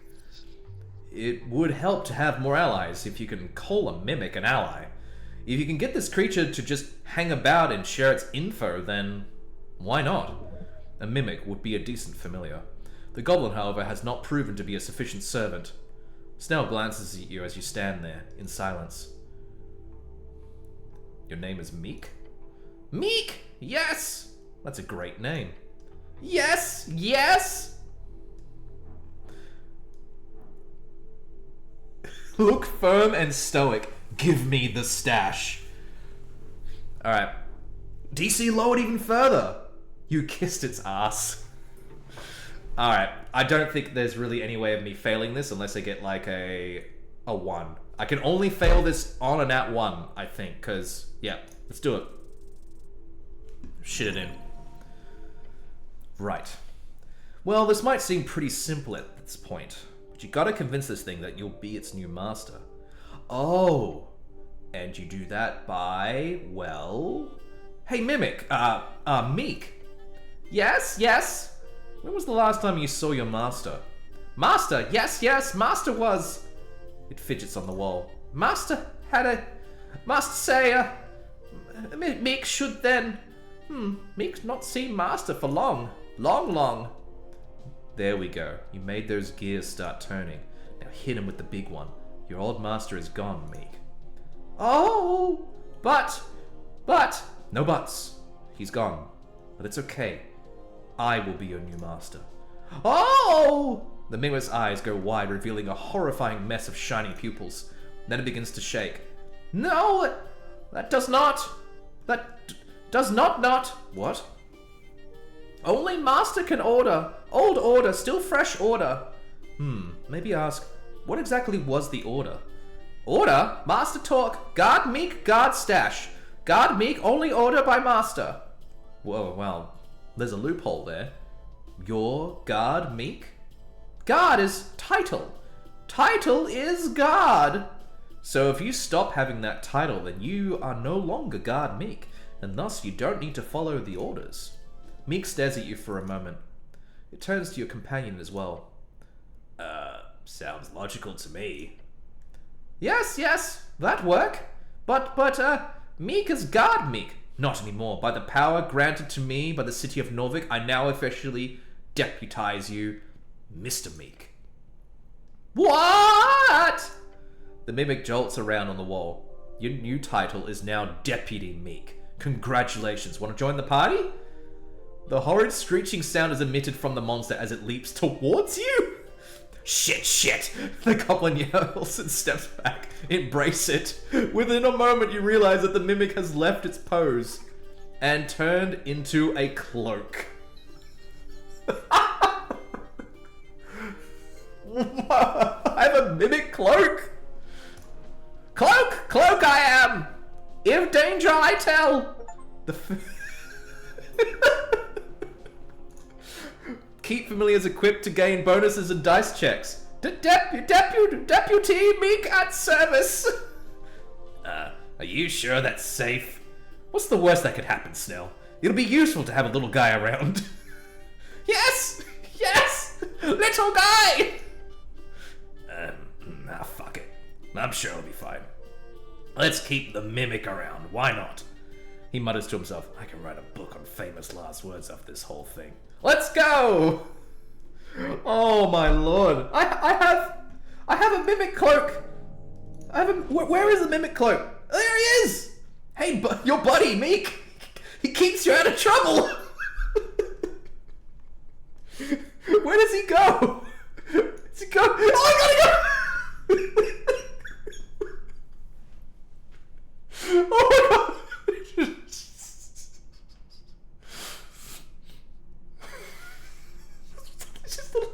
It's just a cloak with a Mimic. Okay, examine. The scarf with a face flips around in your grasp to face you. Ahoy! I'm getting second thoughts of bringing with you, Mimic. Ahoy? That is what my old master used to say. Master don't like... No, it's cool. Ahoy. Ahoy hoy! You do enjoy being called master. Yes. A Mimic is a strange familiar, but this one is not half bad. Meek is very excited to join on adventure. He cares so much for you, for so little in return. Oh, that's adorable. You must value this poor, wonderful creature. It is pure, it is but a freshly faced child smiling into the sun. You keep an eye out for traps and stuff. Yes, master! Meek know underground good. Meek will warn you in traps. Considering its instinctual nature, don't expect it to warn you before the trap is triggered. What? What is this thing going to do for me? Can you turn into anything? No. Very sad, but Meek is not as good as shapeshift. So Meek like to stay same for long time. Meek is more a hiding mimic than changing mimic. That's too bad. I was going to ask you to turn into stuff for me. Oh, then Meek will train. Meek will work hard so Meek can be useful. In future, not now. And that's all for now, Meek. Alright. Well, what's this? A spell! What is it? Knock! Good stuff. And, just in case the mimic decides to attack me. Okay, fine. It's actually safe. Got a decent amount of crowns. Off we go with Meek. Although, one thing I don't like about Meek is it's taken up an inventory slot where I don't get any more bonuses. So that kind of sucks. You look into the glowing torch deep inside the gelatinous cube. Could you get that torch, Snell? No. Could you? Possibly. Let me rephrase that. Could you do it without having your skin be dissolved by the gelatinous cube? Skin is overrated. I suppose you've got your armor instead. Wait, have I ever seen your skin? No. The goblin lets out a deep sigh and looks across the surface of the jelly monster. The cube's weird. They're usually way more aggressive. The fact that we can stand here no problem means something's way off. And I bet it's that torch. Can you use your magic to grab it? There are a handful of spells that could work here. A protective shield, if you wish to fight through the acid. Or mage hand, possibly. So I don't have shield.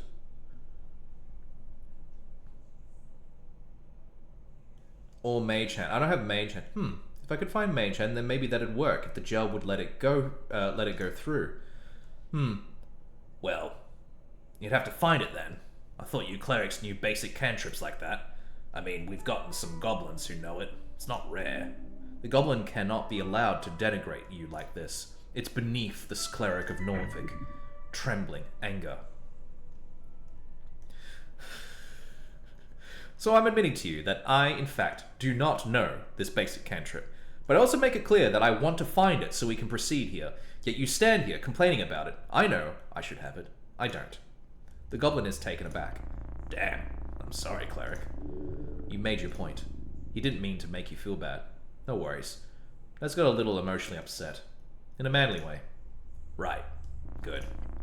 I do prefer manly expressions of emotion instead of manly expressions of violence. Same. He lifts his chin. Anyway. He rubs his temples. For now, let's just not do anything rash. Huh, it does feel... doesn't it feel like that torch has something to do with this weird gelatinous cube? It does. Perhaps you were to locate Mage Hand. Perhaps you can find a copy of it somewhere upstairs. Yeah. So, we have a few more things we could be doing. Find Mage Hand. And now that... Ooh, is that a little... Oh, yeah, I already did this. I already did that. So, I have to find Mage Hand. And I have to find... And I have to go talk to Fiskin about... Speak with Dead. I think I could just head back. I'm feeling pretty good. Paw prints. Yep, that's done. If I remember correctly, it's through here. Short rest, druidcraft, dancing light. Yeah, we're nearly there. Yep, there's the pillar chamber. All right. We're heading back up. Well, that was an exciting time.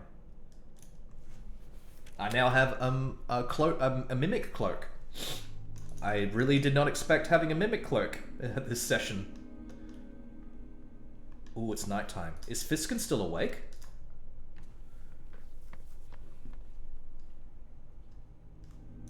Yeah, he's still there.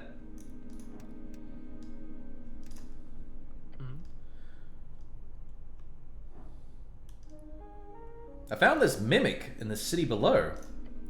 A mimic, he repeats. Oh! The entire creature peeks out of its fold. Scary thing! Master beware around this one! How very, very quaint.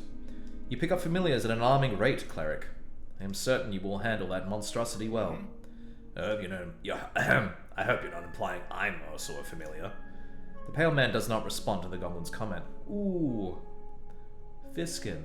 That's a shitty thing to say, man. Thank you, bye!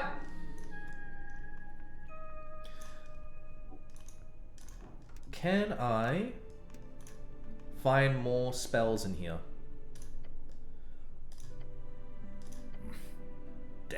Viscount's got a whole library in here.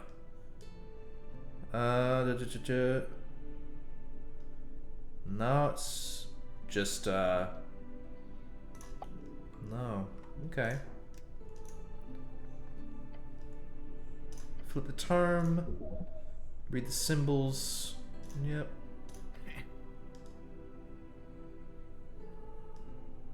Right. I should cast Comprehend Languages here. You should. You mutter the words to yourself and carefully tap the frail paper.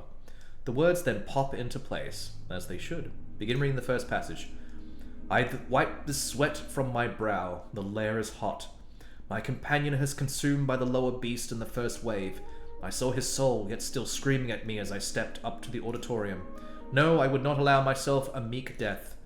The book details a first-hand account of one of the many lambs, the strongest of their tribes, who were sent to fight before the great green dragon. Oh man, dragon names are always hard. To Cyril Danor, the last of the great dragons of old Dimenor, to still reign at this time in the early divine era. The author, Calum, was one of the few to survive. He writes how he ended up in the good favors of the Queen of Tree after many years of servitude, but he never gave up his dream of killing each of them. This is fascinating. Keep reading. You are wasting away. You can always just skip to the end. That's usually where the good stuff is. Read the book. A long decade in those halls I spent in toil. I never relented, nor did I show truth. She saw something in me. Perhaps it was my bloodlust. Calum became the first... Calum became the first human of Cyrilidanor. A type of manservant, he was by her side at all times, and he listened to her every word, documenting it. The book contains a long series of transcripts, seemingly directly from the ancient dragon herself, and it slowly reveals how the author learns not just the basic tongue of Draconic, which all of the high humans spoke, but rather the deeper power behind those words. A human playing the strings was amusing to her, for none could ever dream of handling anything but the most shallow songs, until the day I understood. This is fascinating. This story is told to all who are taught magic, how the first Arcanist stole the knowledge from his dragon masters.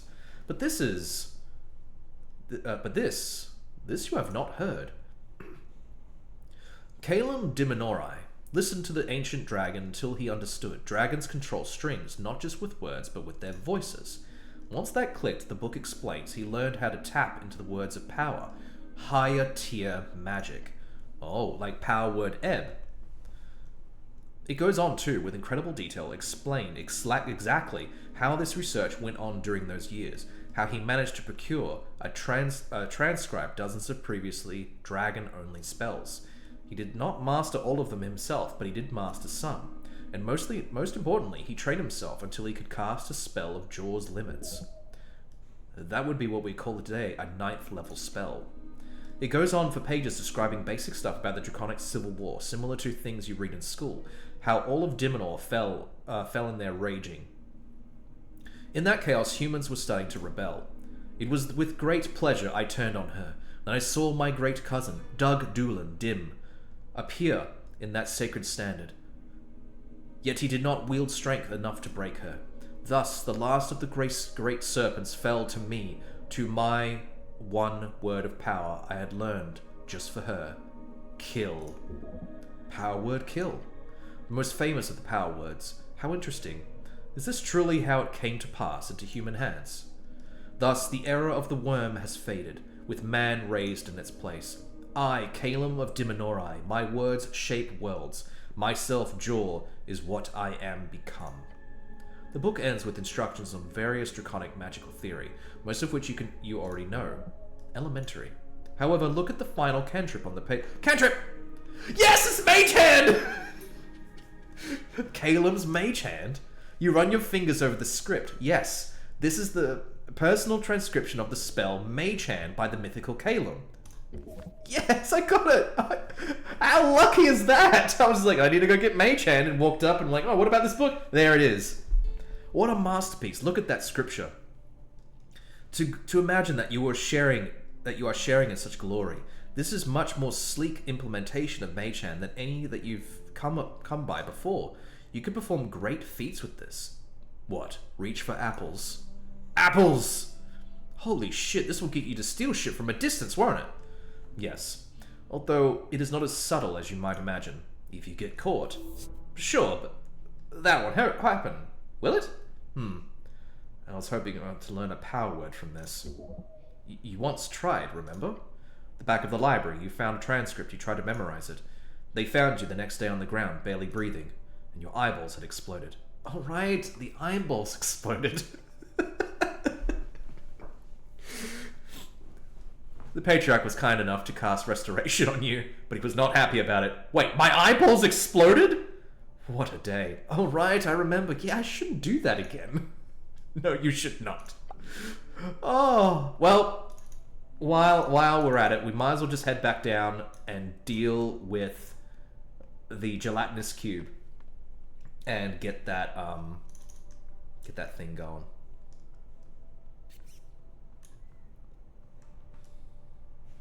All right, where's the?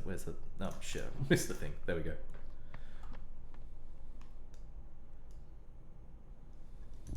All right, let's go find it. There's Mage Hand. All right. Come on, let's go, go, go, go.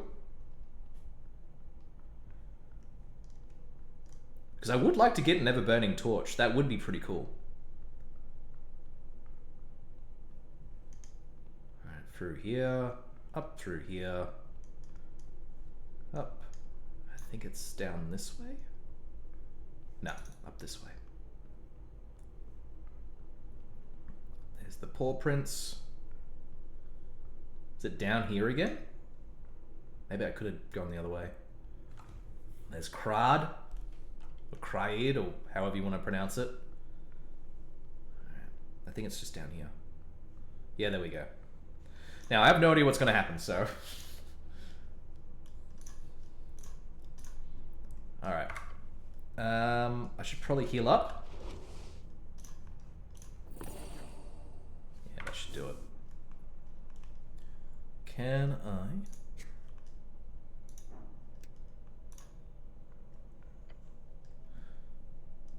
Okay. Could I actually reach the torch? Cube will let you walk over it, however...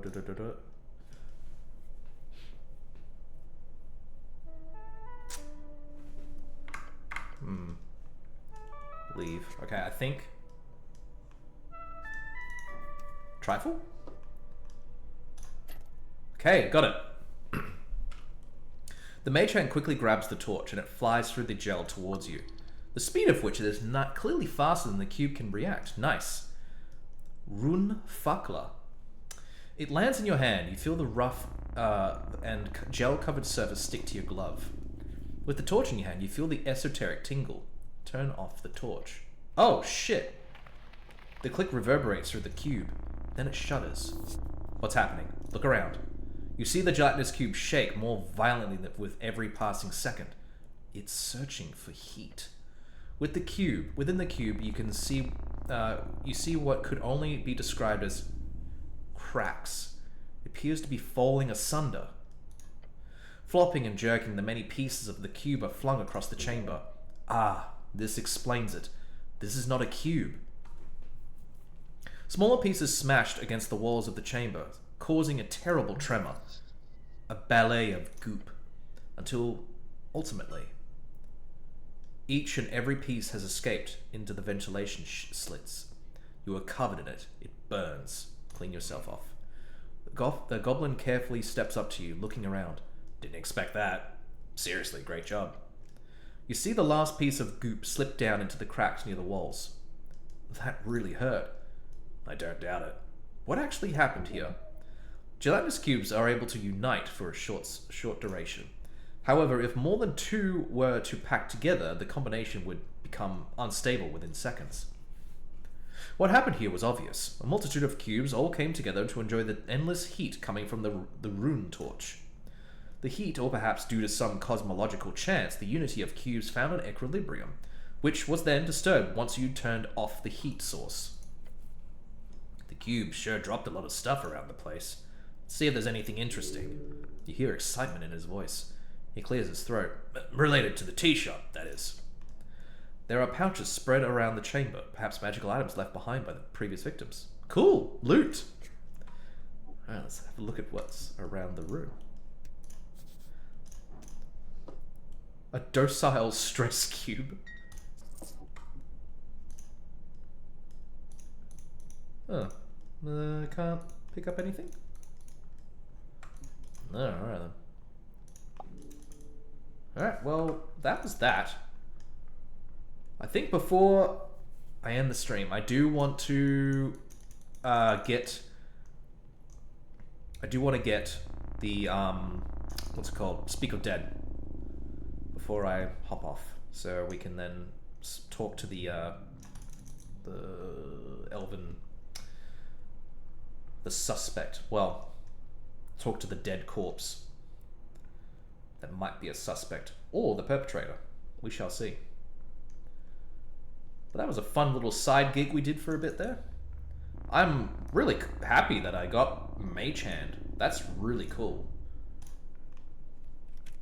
And I love in particular like how this really does play a little bit like a proper RPG. Like, you know, I went out. Oh, apple.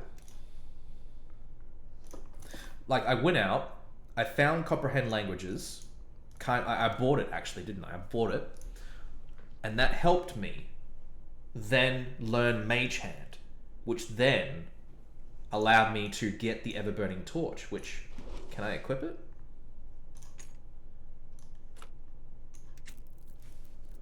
Which means I don't need... yeah, it's just a ever-burning torch. Just floats around. Does that... Oh, it gives me more light. I don't really need it. So, Fiskin said that he knew a guy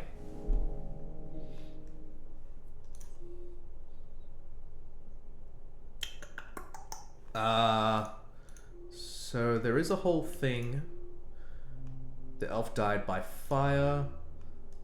I don't see any quests for it here. Maybe I need to go speak to Fiskin again and just clarify. Fiskin? You weird motherfucker.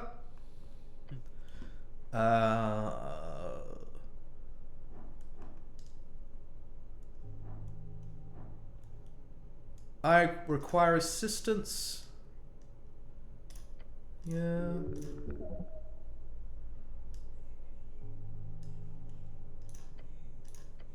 Yeah.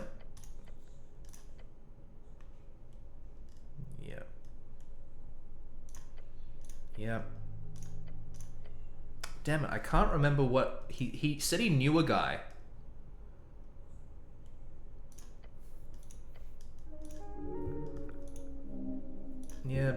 Yep.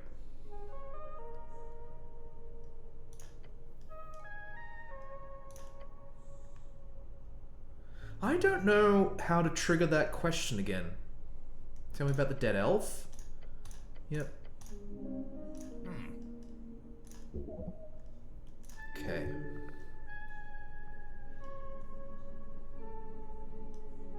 I can give back the paper. Speak with Dead is a powerful spell. Where can I find it? Straight to the point. Necromancers are rare in this city. Some specialized clerics are taught it, but few are powerful enough to know it innately at 3rd level. However, for lack of a better way to put this, I know a guy.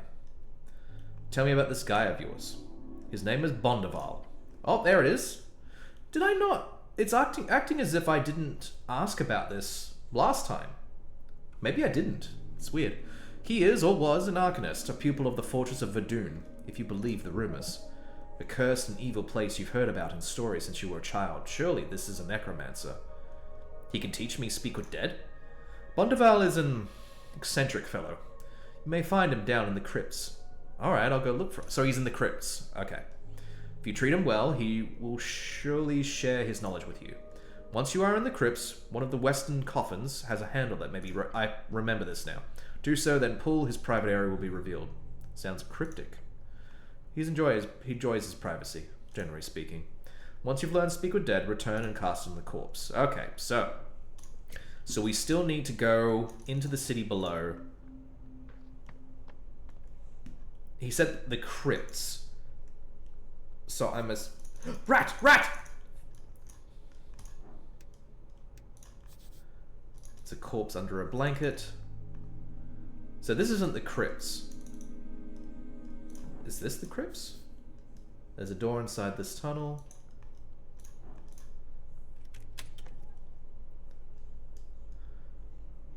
Oh, that's just the goblin thing.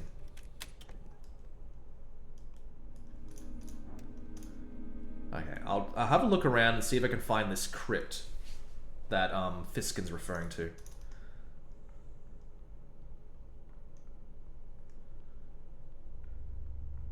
With the mage hand, I now have like a more of a chance to like grab things that are far away as well. That'd be cool. It's a long way down. Oh, so that I can't actually proceed this way. Okay. So I have to find another way down.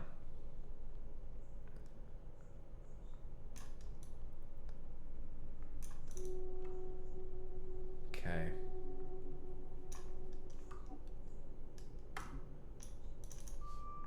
Alright.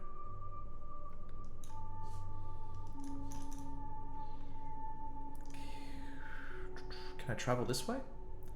I don't know if I went this way last time. Oh, what is that?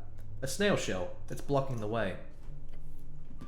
The air itself grows freezing cold as you head deeper into the tunnel, until you find the passage blocked by a spiral shell. It is a massive unit of a hail snail. It fills the entire eastern passage. He's just a little broad. Nothing wrong with that. The hail snail moves its thick head, the blue eye stalks focusing on you? Probably? You ever seen a snail like this before, Snail? I mean, yeah. The goblin waltzes up to it and looks it up and down. He looks almost proud. This big guy's been here for months. Last time I was here, he was facing slightly to the left. Moving closer, you do see that the snail is moving. Maybe 10 degrees or 5. Not very fast. The frozen mucus slowly melting away around it indicates a pattern. Yes. It is attempting to rotate, by hail snail standards, very, very slowly. It'll be done by next year, probably. Then it'll probably head straight out of the tunnel and another one or two. Still, isn't this creature blocking your goblin operations in some way? At first, yeah. Sageleaf had plans of cleaning up the roots and establishing a mushroom farm under the south and east tunnels. But the prospect of dealing with that kind of cleanup duty wasn't exactly something people were excited by. So when this big boy fell out of the crack last year, the whole thing got postponed and lots of halfway people were very, very fine with it. He points back at the tunnel, and ever since, we've only ever had to deal with invasions from the south tunnels. Oh, so this leads to the east tunnels? Yep. I wanted to go to the east tunnels. Are you saying that only because you can't go there? Yes. Trust me, everything east of here is shit. The east tunnels just led to a bunch of dangerous trap-filled spiral holes leading to the shifting falls, and then the water temple. Technically, there's some routes that lead to the lower palace as well, but if you want to go there, you'd better off taking the upper paths. I'm already excited for it, Snow. You don't have to sell it to me. The goblin just looks at you, his gaze giving that type of neutral, dissociated look. Basically, this snail halved our work down here is what I'm saying. He turns to the creature and yells, "So take your time, will ya? All the time in the world." I want to pet the hail snail. Why? That would be very cold. A lovely sentiment, but it could hurt you quite a lot. Frostbite is no joke. Okay, maybe I don't want to pet the giant frozen snail. Good luck, snail. Alright. So.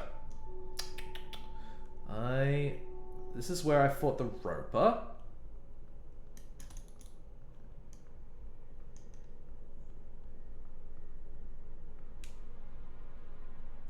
Is there anything over here? So that we do know that the yellow man went this way.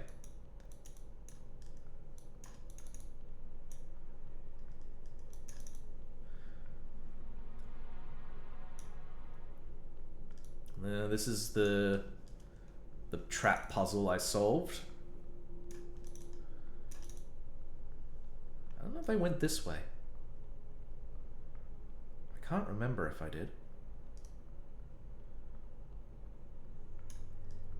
No, this just leads to there. Oh, alright. Nothing in here.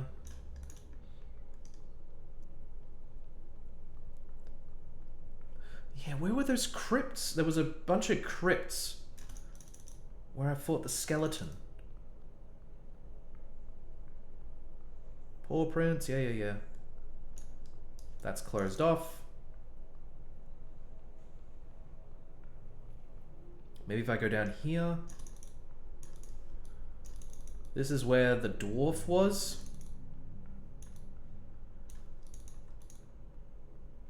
And I'll hop down over here. Yeah, do that shortfall. Alright, cool. Let's keep going.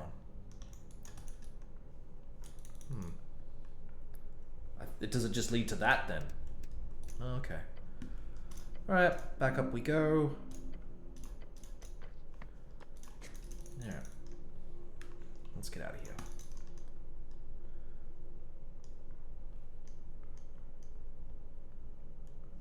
Where did I fight the skeleton?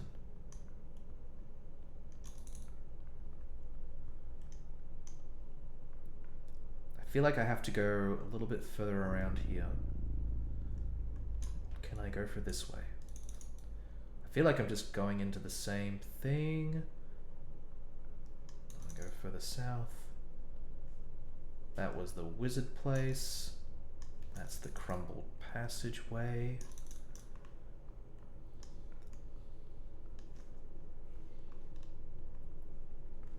Alright. No, not there. Alright, here we go. Yeah, here's the crypt.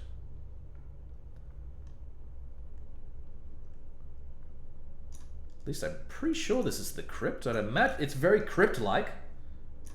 Whoa! Hey!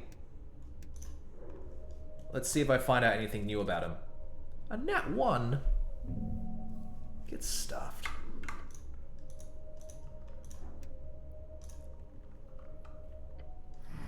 The Dark Knight stands in the crypt. He does not face you. You are no threat to him. He is very, very still. Good night, I must... The armor creaks. His body moves. A voice. Soldier, well fought. Oh, I guess the skeleton? He holds out a gauntlet towards the open tomb. Divinity, hold ground. Feel it. This guy scares the shit out of me, Snell whispers to you. He's such an edgelord. Edgelord, the name of a famous death knight in service of the Shadow Lord?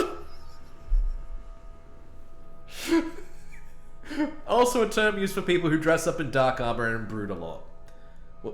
What do you mean? Feel it, soldier. The windy voice barks at you. Hold out your hand towards the tomb. The string, one of utmost importance. It cradles here, within this one point. The tomb, this first tomb of your god. Nice.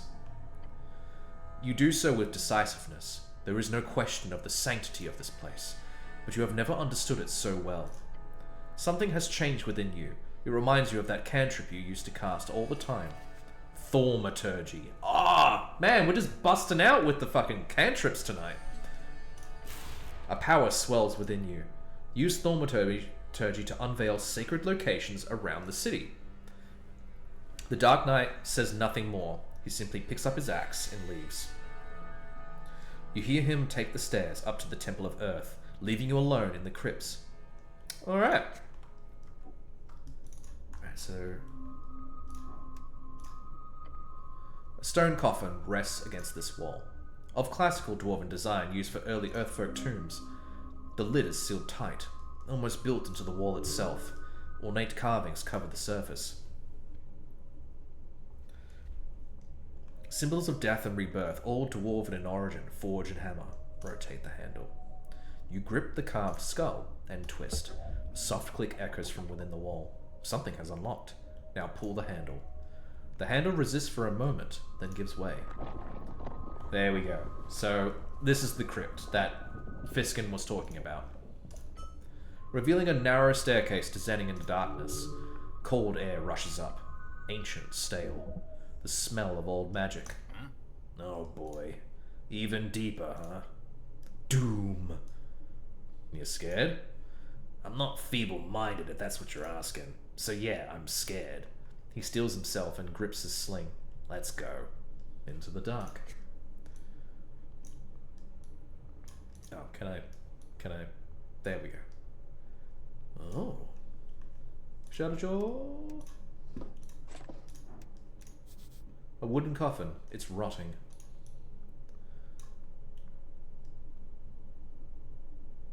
Huh.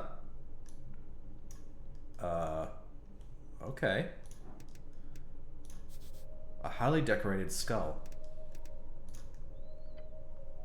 Stepping into the hidden tomb, you see a colorful display of twinkling light through the gloomy and dusty air. An eerie altar placed on top, a skull and several colorful gems. Valuable too. And shiny, take one. You could get appraised by someone downtown. Don't touch anything. Whatever esoteric effects in this place, do not disturb it. Just look around. The shrine is quiet. The colorful gems cover its altar, as well as the eye sockets of the central skull. To think this sacrilegious and quite frankly ominous corner would be stashed away in such a holy place. This is Earth's original crypt, for God's sake. Is there no depth of depravity these cultists and undeath enthusiasts can stoop to? The skull looks a bit deformed, doesn't it? The goblin squints. A bit. Depends on what type of skull it is, I suppose. Look at the jaw, it's all wonky. And the eyes? I don't like ripping on a dead guy, but yeah, that's one wacky skull. A wacky skull? You goddamn phrenologists! Oh, that's Bondaval. Okay, I suspected that. That's... yeah, cool. As if lifted by some invisible force, the bejeweled skull rises from the altar. Its gleaming eyes twinkling in the light, its jaw chattering. The noise causes you to recoil. Oh no. No way. An unending wave of dread falls upon your essence. An esoteric force. It is entering your mind. Earth, protect me. Protect you? The earth tries to grab you, but he freezes and groans. What the hell? Ugh. He falls to his knees. You barely stand. I can't move. Ooh, oh! The dread is overbearing. The skull's jaw stops chattering. As the noise disappears, you feel in control once more. Slightly. You wake me up for some trifling bullshit? You a trifler, huh? It clicks its teeth together. No, sir, please stop making that sound. I make any goddamn sound I like, you hear? I'm the cleric. Cleric, eh? A cleric of a dead god. Holy hells, this thing is terrible. Just being close to it ruins your posture. The skull lets... oh, sorry. The skull lets out a howling laughter as it shudders about in the air. I am Necrolord Bondaval. Wahahaha! Necrolord? That is the title of old Duminor. You've been unfortunate enough to encounter here a remnant of the Arcanist, left to decay in this mad form. A demi-lich. A horrifying creature, a lich fallen into a state of insanity and decay, rotting into nothing but a skull. It is in many ways the dangerous variant, for its madness as it's unpredictable as it is dangerous. Wait, Viskin sent me here! The skull stops. Viskin? What are you, an apprentice? No? A slave, then? I prefer the term servant. Hold on. Are you that cleric looking into the speak with the dead elf? Yes, obviously. Obviously. He rattles a laugh, slowly spinning in the air. Viskin let me know all about your little situation. Oh, he did? The demi-lich clicks once more. You're not very necromantically entangled, are you? Not really, no. I can see that. You see, I'm not just some horny wizard. The skull drops down and flaps around on the table. I'm a goddamn mage! You hear the goblin groaning. This lich is surprisingly not a threat. For whatever reason, his intentions are far more sinister. He intends to teach you something. Trained in the arts by hag and dim legends. Sent to fight on behalf of the greatest empire in the history of Jaws ass print. Necrolord is not just some title. It's a calling, a dream. A dream of undead supremacy. One day, it will be reached. You're the lucky one here, for I will help guide you a string attunement. A necromantic attunement. You'll do that for me? Of course! I owe it to Viscon for one. And for second, I just love spreading the joy of death magic. As any sane man would. The skull is not sane, nor a man. Agreed. The skull is not going to kill you, but you do not have the strength to vanquish Demilich like this, so... do it later. Oh, so I can attune... But I obviously need to lower the DC. So what are you exactly? Haha! You never asked, did you? I'm a terrifying lich, of course! He does not consider himself decayed, a sign of madness. Got it. You'd have to be pretty stupid not to. It's a lich-like. How did you end up like that? Like what? A skull? He goes silent for a few seconds. I do not know what you are talking about. The Demilich is probably in denial about the whole being a skull thing. So... handsome? Do not kiss ass, cleric. Nobody likes that. He's right about that, usually. A lich? Ah, that. Long story. I've been around since 300s. Arcane era? Of course! What else? The skull pauses its rotating and focuses on you. I'll talk your skin off, cleric! He clearly loves to talk. Any question you ask, he will answer. Who taught you necromancy? A ghost, actually. Haunted a ruin outside my father's farmstead. Led me to my first spell book. Told me how to pull strings and fast-track my spell slot accumulation. Her name was Uliana. Uliana Prax, a wonderful, crazy harlot. Where is she now? The skull does a spin. She was captured by a high-ranking exorcist after I built my first squadron. Last I heard, she was part of some free-strider trade prince's personal collection. Kept her in a bottle. Like she's a genie or something. I would have gone with a fancy box myself. Or an urn. Where did you grow up? In a small village called Kree-Ev. We had barbarian invasions from the Vigurni border every year. To protect them, I raised our dead from the village crypts. Those were some bloody battles, I'll tell you. Took a dozen heads before the message got in their thick giant skulls. What is your greatest accomplishment? Oh! It's a bit embarrassing, but it has nothing to do with necromancy. Back in the war, I was to receive a commendation in Thazan. Big event, big deal. Well, that evening, during the reception, I managed to seduce and charm a beautiful young lady. Turns out she was the daughter of Hagen Dim Arcanist. Can you imagine? So obviously I married her straight away. My father-in-law made sure I got promoted to hell and back over the next decade. Got me deep in the Arcanist circle, until the accident, of course. You married up? That's your greatest accomplishment? Arcanist politics is won in the bedroom, not on the battlefield. Don't worry, there was true love between Akalia and I. She was a great scribe of the era, that glorious woman. We didn't divorce until after a century of lichdom. Do you understand how rare that is? That was love, it was. How morbidly romantic. That is strangely impressive, yes. Last I heard, she was heading a mercantile faction in Feltire. Where is Feltire? A land of elven ruins with magically fertile lowlands in between. In its center sits Blood City Bay, the largest city on the coast, built out of the corpse, or rather just the head, of a Gregorian. Ah, cool. He clicks his non-existent tongue.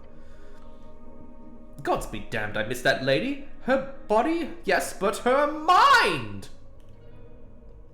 What's your greatest necromancy accomplishment, then? Oh, easy. I led the animation of a Dracolich. A dragon who goes through the act of achieving lichdom. They are known to be the most terrifying creatures along the coast. For at least 2 reasons, none are known to be alive today, publicly. A Dracolich? Yes, a Dracolich. Ichmelian Ravad, a child of Esuth. What is Esuth? Esuth, the red dragon of Askan. His rise to power through trickery betrayal is legendary, as is his fall to Abacus the Half-Wit and the Mist Titan. Rumors say his spirit still haunts the ever-lit burned coast to this day. I wasn't a regular in the dragon cultist community, but my expertise as a lich led them to hiring me. I would have done it for free, honestly. It lets out a sinister chuckle. In the end, we succeeded. That was my greatest accomplishment, cleric. Creating one of the most fearsome creatures to ever walk the coast. Well, that sounds irresponsible. Oh, duly noted. I got severe burns during the experience. Completely worth it still. I obviously don't divulge the secret of Dragon Lichdom, but rest assured that Ichmelian went through hell to achieve her new form. It was a tragedy what those genie Templars did to her and her army. Otherwise, she could have easily ruled a city or 2 by now. Genie Templars? Some crazy warriors out of Kargamesh. It was a big thing 100 years ago. I'm fond of dragons, you know. Mortals look up to us. Gods look down on us. Dragons treat us as equals. At least the wise ones. So, what did you do to earn that commendation? Murder, mostly. Once I mastered 9th level spell slots, I managed to create my own custom Raise Dead spell. It allowed me to direct 100 zombies at once, and most importantly, they all had basic motor functions left. They could use tools, rifles, wands, basic magic items. It took a toll, but I alone held the line of Gorsamol for at least 3 days straight. Corpses as far as the eyes could see. Those were the days. He sounds wistful. He's obviously evil or insane. Tell me more about this accident of yours. This lich is talking all night long, it seems. Well, it has been going for a while. It's nearly 10 o'clock. It's not really about talking too much about it. After myself and my dear wife had both achieved lichdom, I made some misplays in the politicking. Stepped on the wrong foot, so to speak. Got my entire splinter house exiled from the Hagen Dim coalition. One thing led to another, yada yada, and I ended up in Ascani. The lord of the fortress invited me to stay for a while. Did some freelancing, you know, newly divorced dad shit.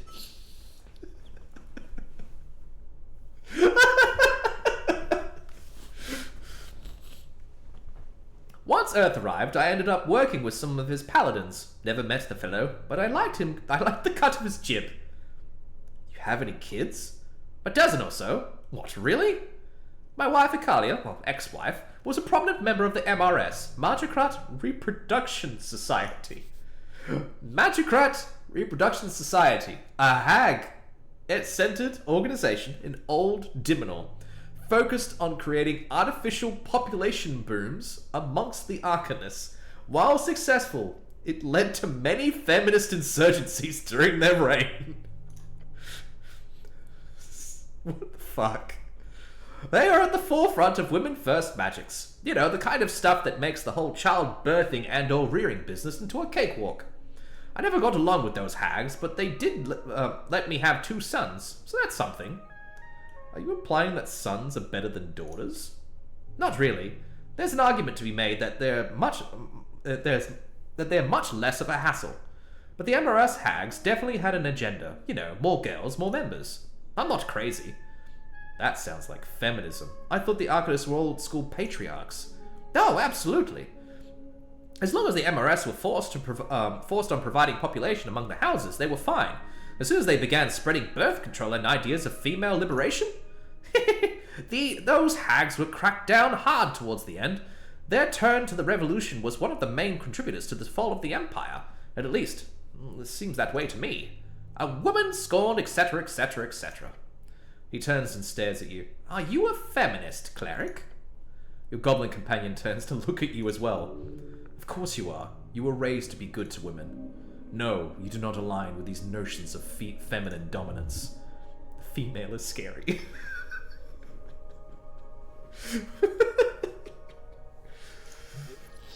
In all honesty, you could never have imagined, not for 1 second, that you'd ever be asked that question by a demi-lich. I am on the fence. I am a male feminist. Is that a problem? Ah, you're also one. Good, cleric. You see, I am too a feminist myself. What? I've always viewed women as a class of people perfectly capable of magicratic logic and reason. Alright, so this is the one W this fucking demi-lich has. He's a feminist. And I know it's controversial to say, but it should be illegal to keep them in chains. Never liked that, honestly. Good? Quite so. Anyhow, you're asking about my kids. What happened to your kids? I think some of them survived the fall. My blood wasn't prominent enough to be lineage persecuted among the Freestriders at the time. It's not like they received any inheritance. Logically, I should have some great-great-grandchildren scattered about Diminori. Or, sorry, what's it called now? Reeds? Stupid name if you ask me. They should have called it Strideri or something. That would have been on brand. You were Lord of the Fortress? The Fortress of Verdun. You know, the esoterically shadowy miles-wide castle? Oh yes, that one. I've never been. Can't recommend it. The Lord reached out, was looking for necromancers to aid some new tricks. Who was this Lord? No clue, but he paid well. And let me research the crazy stuff that was going on there. Still have no idea what the fortress actually is. My professional guess would be that it's an esoteric pocket gone wild, like a slice of pure negative energy that's landed right in Ascani and can't escape its bubble. Just one of the many weird wonders of the coast. When the fortress opens up, there's always a trove of merchants setting up camp outside the entrance. Many great beasts to encounter and vanquish in that legendary evil dungeon. You should go there someday. That would be a cool place to run in an encounter. I've said it before, but I would love to see some sort of source book for this setting.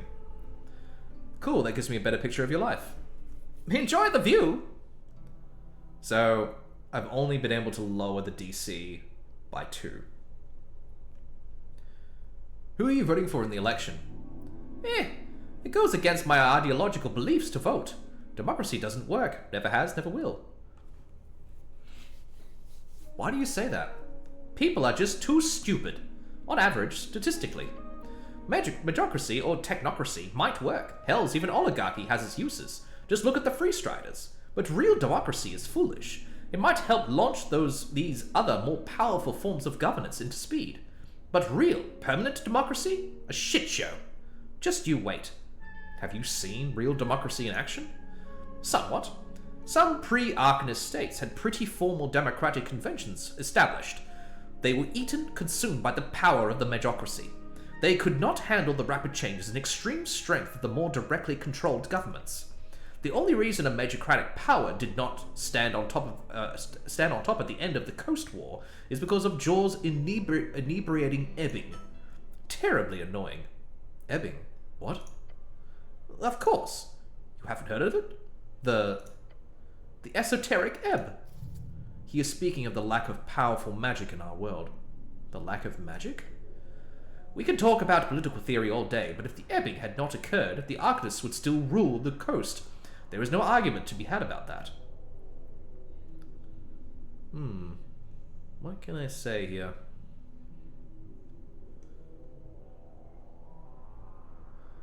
Thank the gods for that. You people were terrible for our realm. You were not there, so I'll not blame you for your ignorance. Trust me, we did wonders for the coast, brought esoterically industrialization to a land of barbaric feudalism. There is a deep question here. This demi-lich holds much knowledge despite his mad nature. Ask him, what is ebb, truly? Some ask if this magical fading could have caused Earth's death. It is not considered very acceptable to inquire such things, but it is a fair question.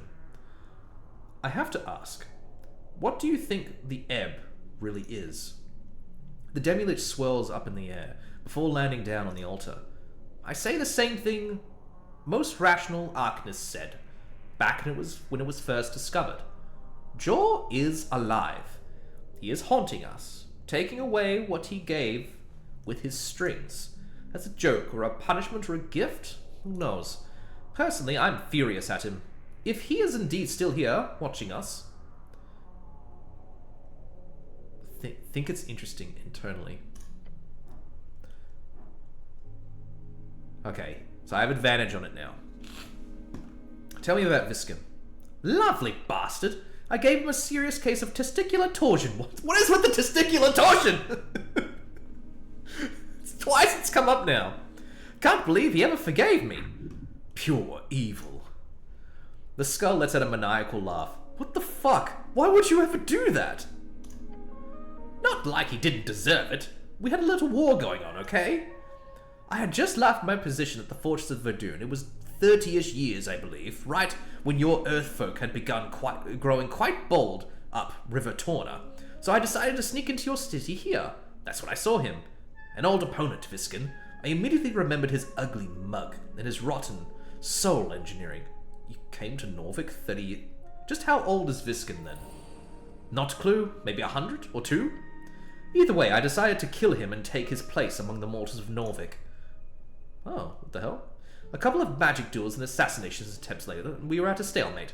Although I consider it more as just me getting tired of hunting him down all the time, him and his goons. All our battles came to an end, though, when the local vampire started messing with us both, threatened to expose us, so we joined up. Team up of the century. Well, that decade, at least. You two fought a vampire together? It was an epic duel of the shadowy fates. The skull bounces around. Together, however, the vampire was easily eliminated. In the aftermath, we decided to work together. Viskin even helped me get this sweet alcove for myself. We share research from time to time and work together to figure out the mystery of... I'm getting ahead of myself. Let's talk about something else. Did you turn into a skull in that battle with the vampire? A skull? He makes a motion that could be interpreted as a shrug. A bit bony, but a skull? Don't be preposterous. Demilich is clearly unaware of his own situation. He's either deluded, or there is some esoteric effect placed upon his memories. A memory-altering spell by Viskin, perhaps? Who was the vampire? Thomas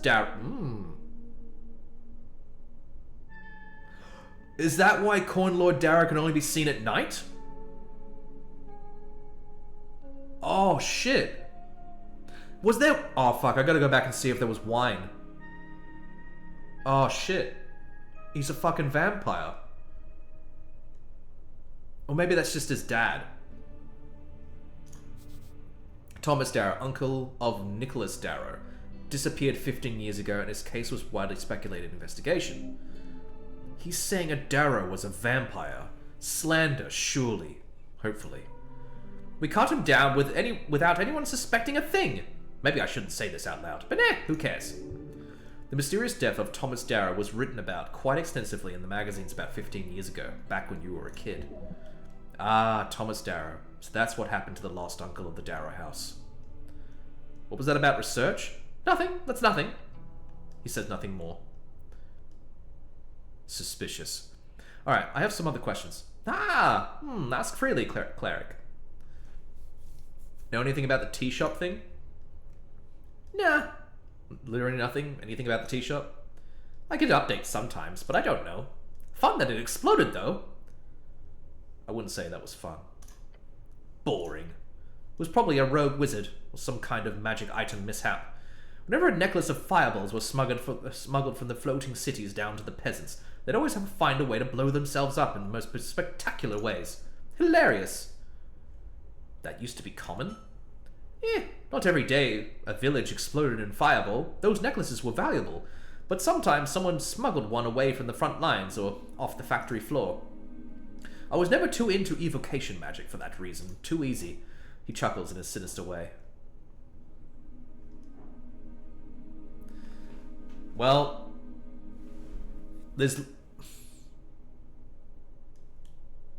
I'm going to go now. Well, hey, how am I going to learn Speak of Dead?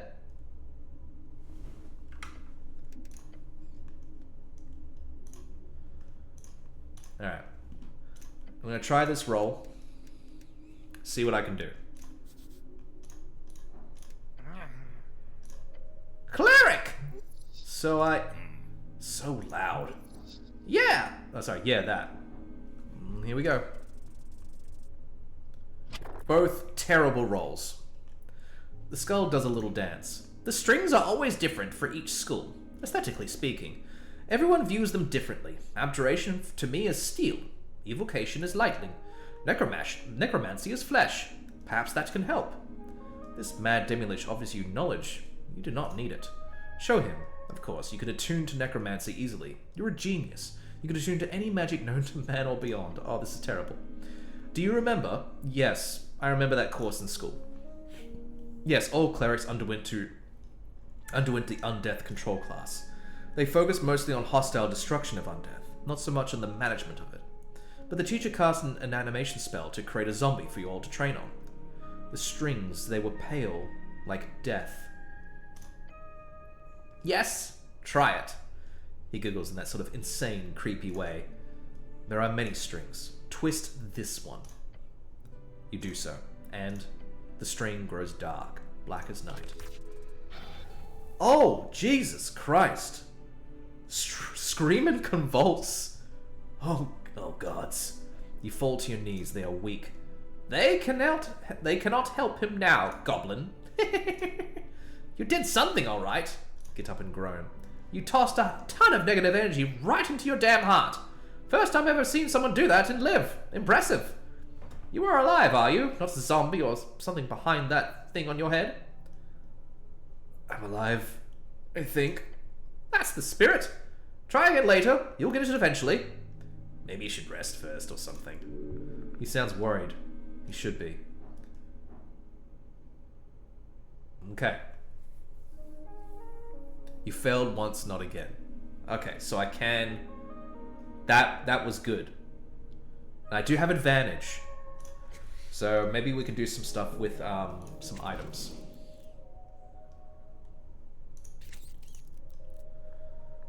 Let's try and find some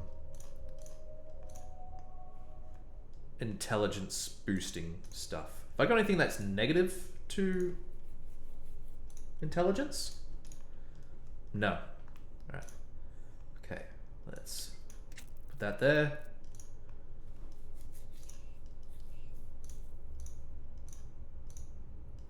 Halberd. Oh, it's the same thing.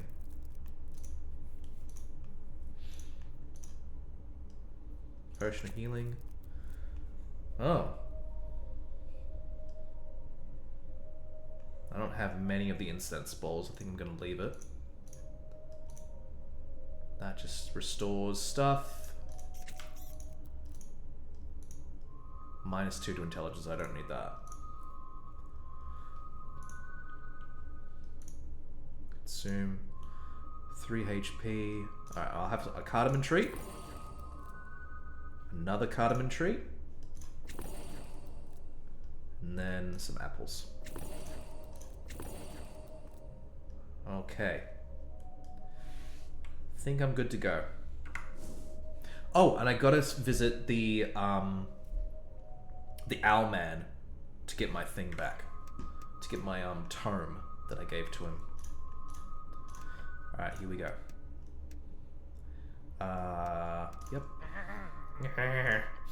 Cleric! I'll unlock it. So I have a lot of stuff for this. Crap. Yeah, it's just the same thing. I'll skip through it.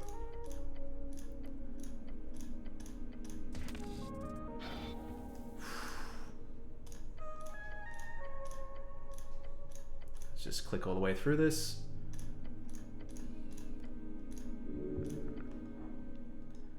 It's still... Damn it.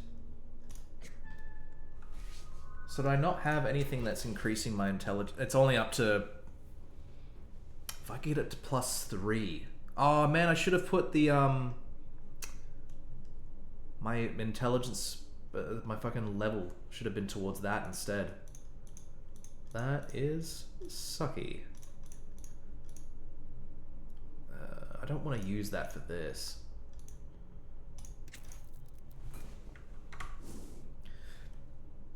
Can I just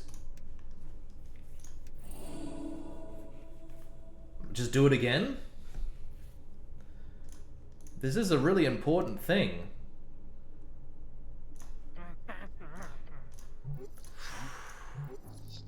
Unlock it. Oh, man. I'm burning through stuff here. But I can't just go back and save scum, so here we go. Yep, just go through things. I've got stuff to restore first level spell slots. Wow, that took off 15 health. That was nuts. I'll have to definitely heal myself after that.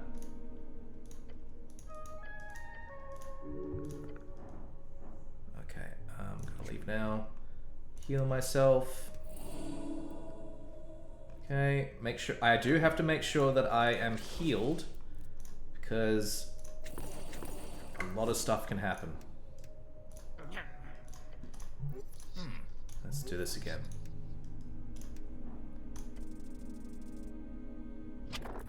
Damn it. Again.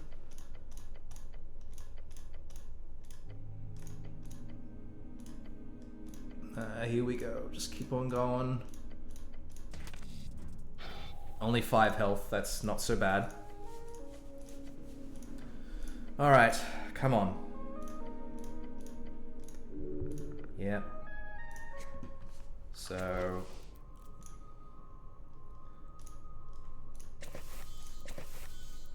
Alright, we got that back. I reckon some of that. Keep us topped up.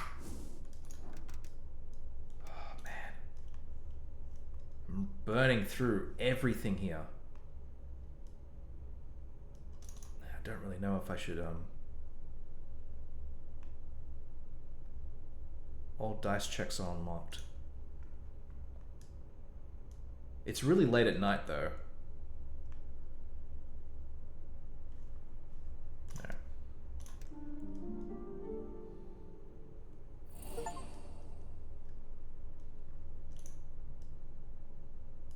Yep, managed to restore 1 first level spell slot.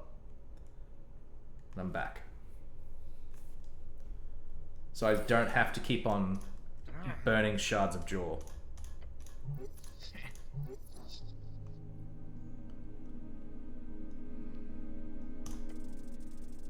Yes! Finally! Think. This demi-lich believes himself to be your teacher here. He might be insane, but there is still knowledge to be had if you can decipher it. Hold out a hand. Tell me as best as you can. The school of necromancy, how do I master it? Strings are strings. They are equal but different. You must have seen them a lot, since you have them running through your flesh in the masses. I do?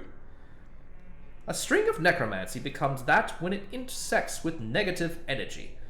Thus, it begins to look like flesh to me, for example. I have surely as many strings going through my existence as you do, except mine are necromantic. Yours are. The skull shakes a bit. Many others. How do you deal with strings, usually? When I attune with strings, I twist them. Ah, so that is how you cast your organized spells, then.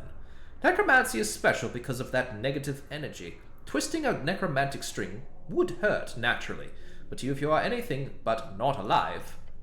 A living necromancer learns to either manage the pain through mutilation, religious fervor, physical numbness, or they learn to cut the string. Cut. Everyone uses different terminology. You might have heard it called willing the string, or mastering it. It's a step every spellcaster must go through to reach the higher tier magic. They must learn to manipulate the string's shape. Oh, hello Shodan. Nice to see you. We have been through a lot. Tonight. Yeah, I've been through a lot. The shape of the string? Yes! But it doesn't have a shape, it's just a dot.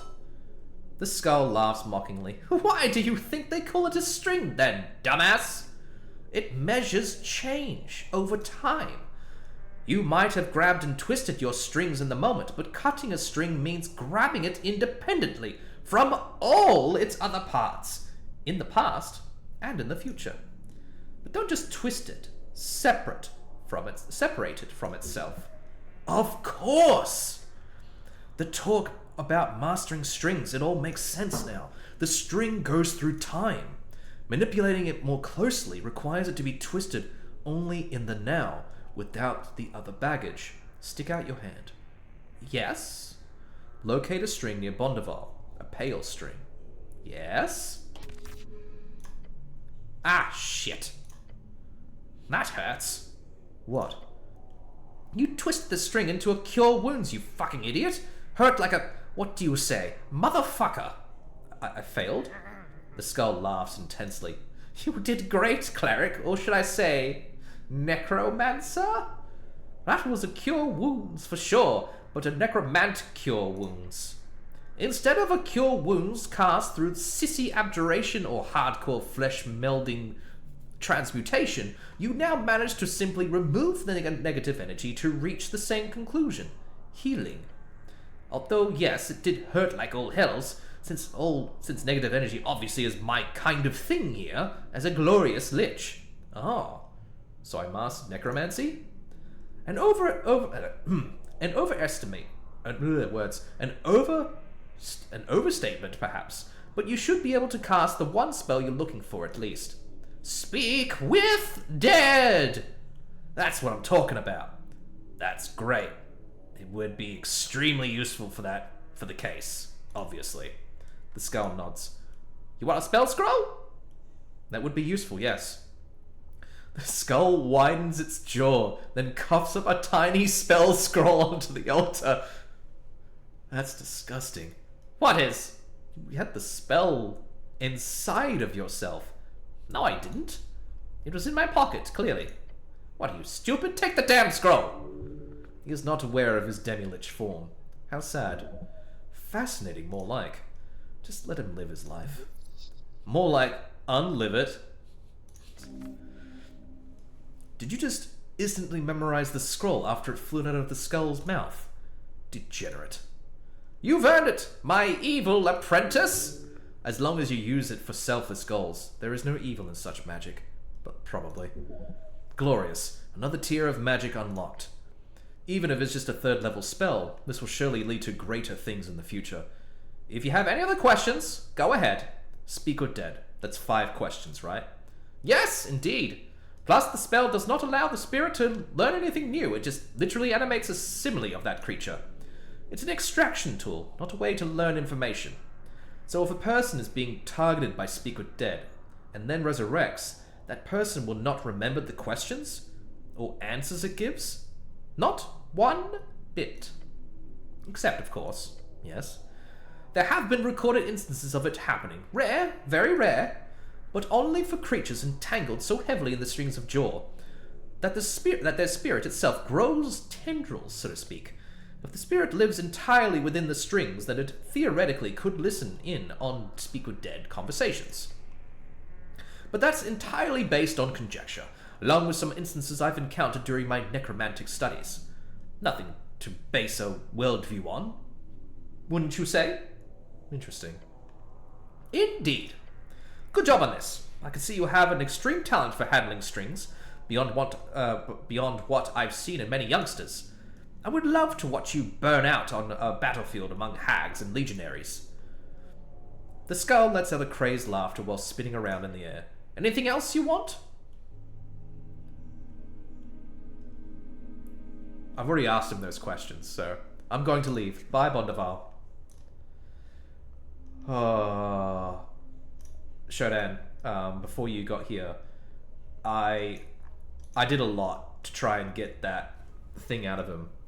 Like, so there's these things called shards of jaw. They like allow you to like unlock like locked like dialogue options. I used like I think it was 4 or 5 of them to make sure I could get above a 17. It was nuts. Oh, and I have an ever-burning torch that floats and mage hand. Lots happened. I am a changed man after this night. Alright, I think... I'll head up to Viskin's place.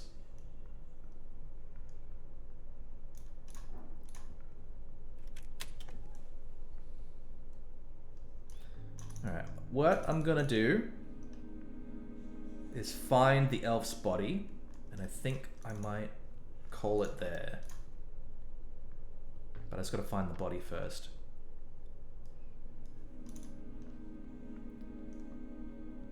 There it is. Okay. Ooh, what's this? Magic items that belong to the deceased. Braces of Thievery. Lowers the DC of trifling checks by your proficiency. Neat. That's something new. Alright, well, I'll give it a save. So we have Speak with Dead. After this entire night. I was honestly expecting to get Speak of Dead quite early and be able to do the whole thing. Hence why I named the thing the Pointy-Eared Suspect, but, well, there you go. I should have renamed this whole thing. I don't know, something else at least. It's a bit of a misnomer.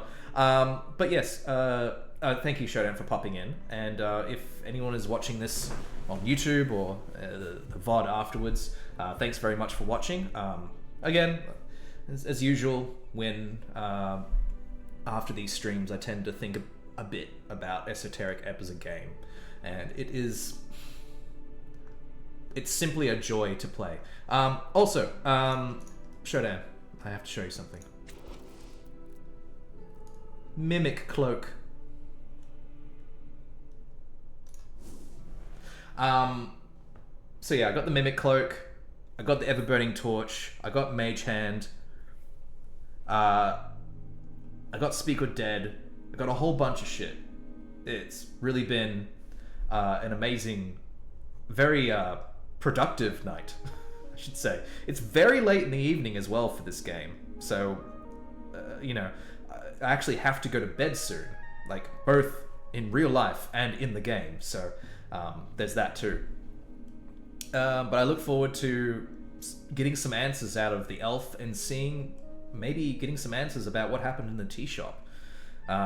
So again, I would like to thank everyone for watching. Hope you're all having a good time with the unraveling of the case, of seeing this frankly amazing game being played out. It's just so fun to play.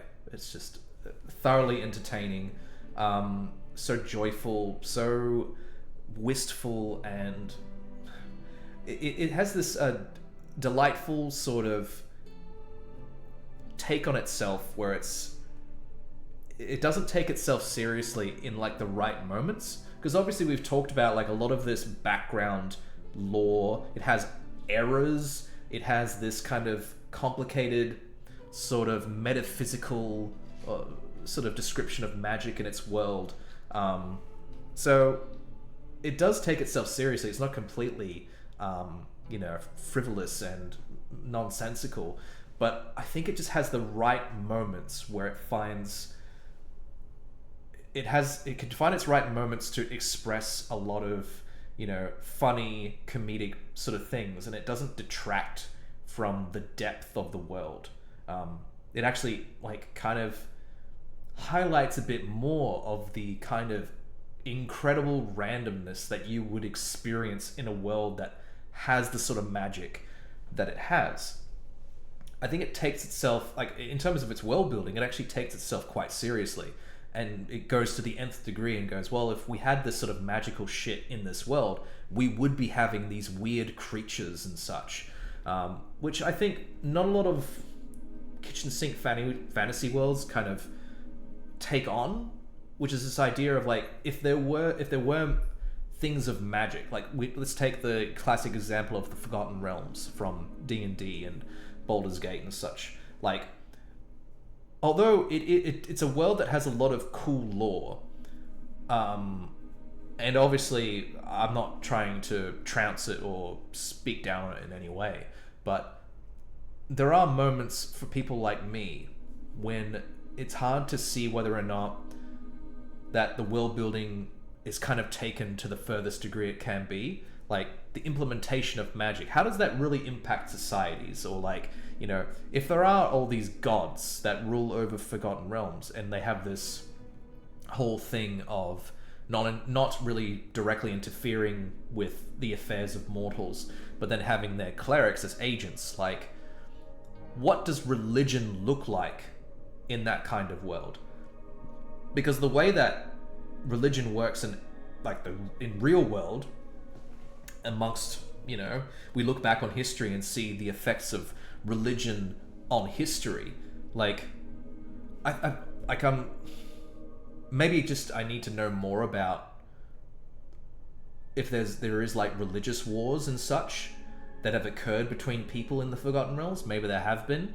But yeah, my point is that just this game it really does, like, just kind of pull me in. It's just simply amazing. Highly recommend, if you haven't you know, watched this for long, to just maybe stop and play a bit for yourself.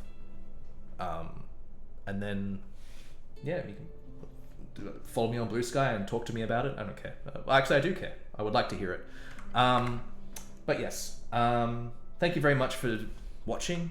I hope everyone that's watching this has a little bit of good happening right now for them. And sincerely, I hope you had fun. And I'll be streaming this again next week. Thank you all.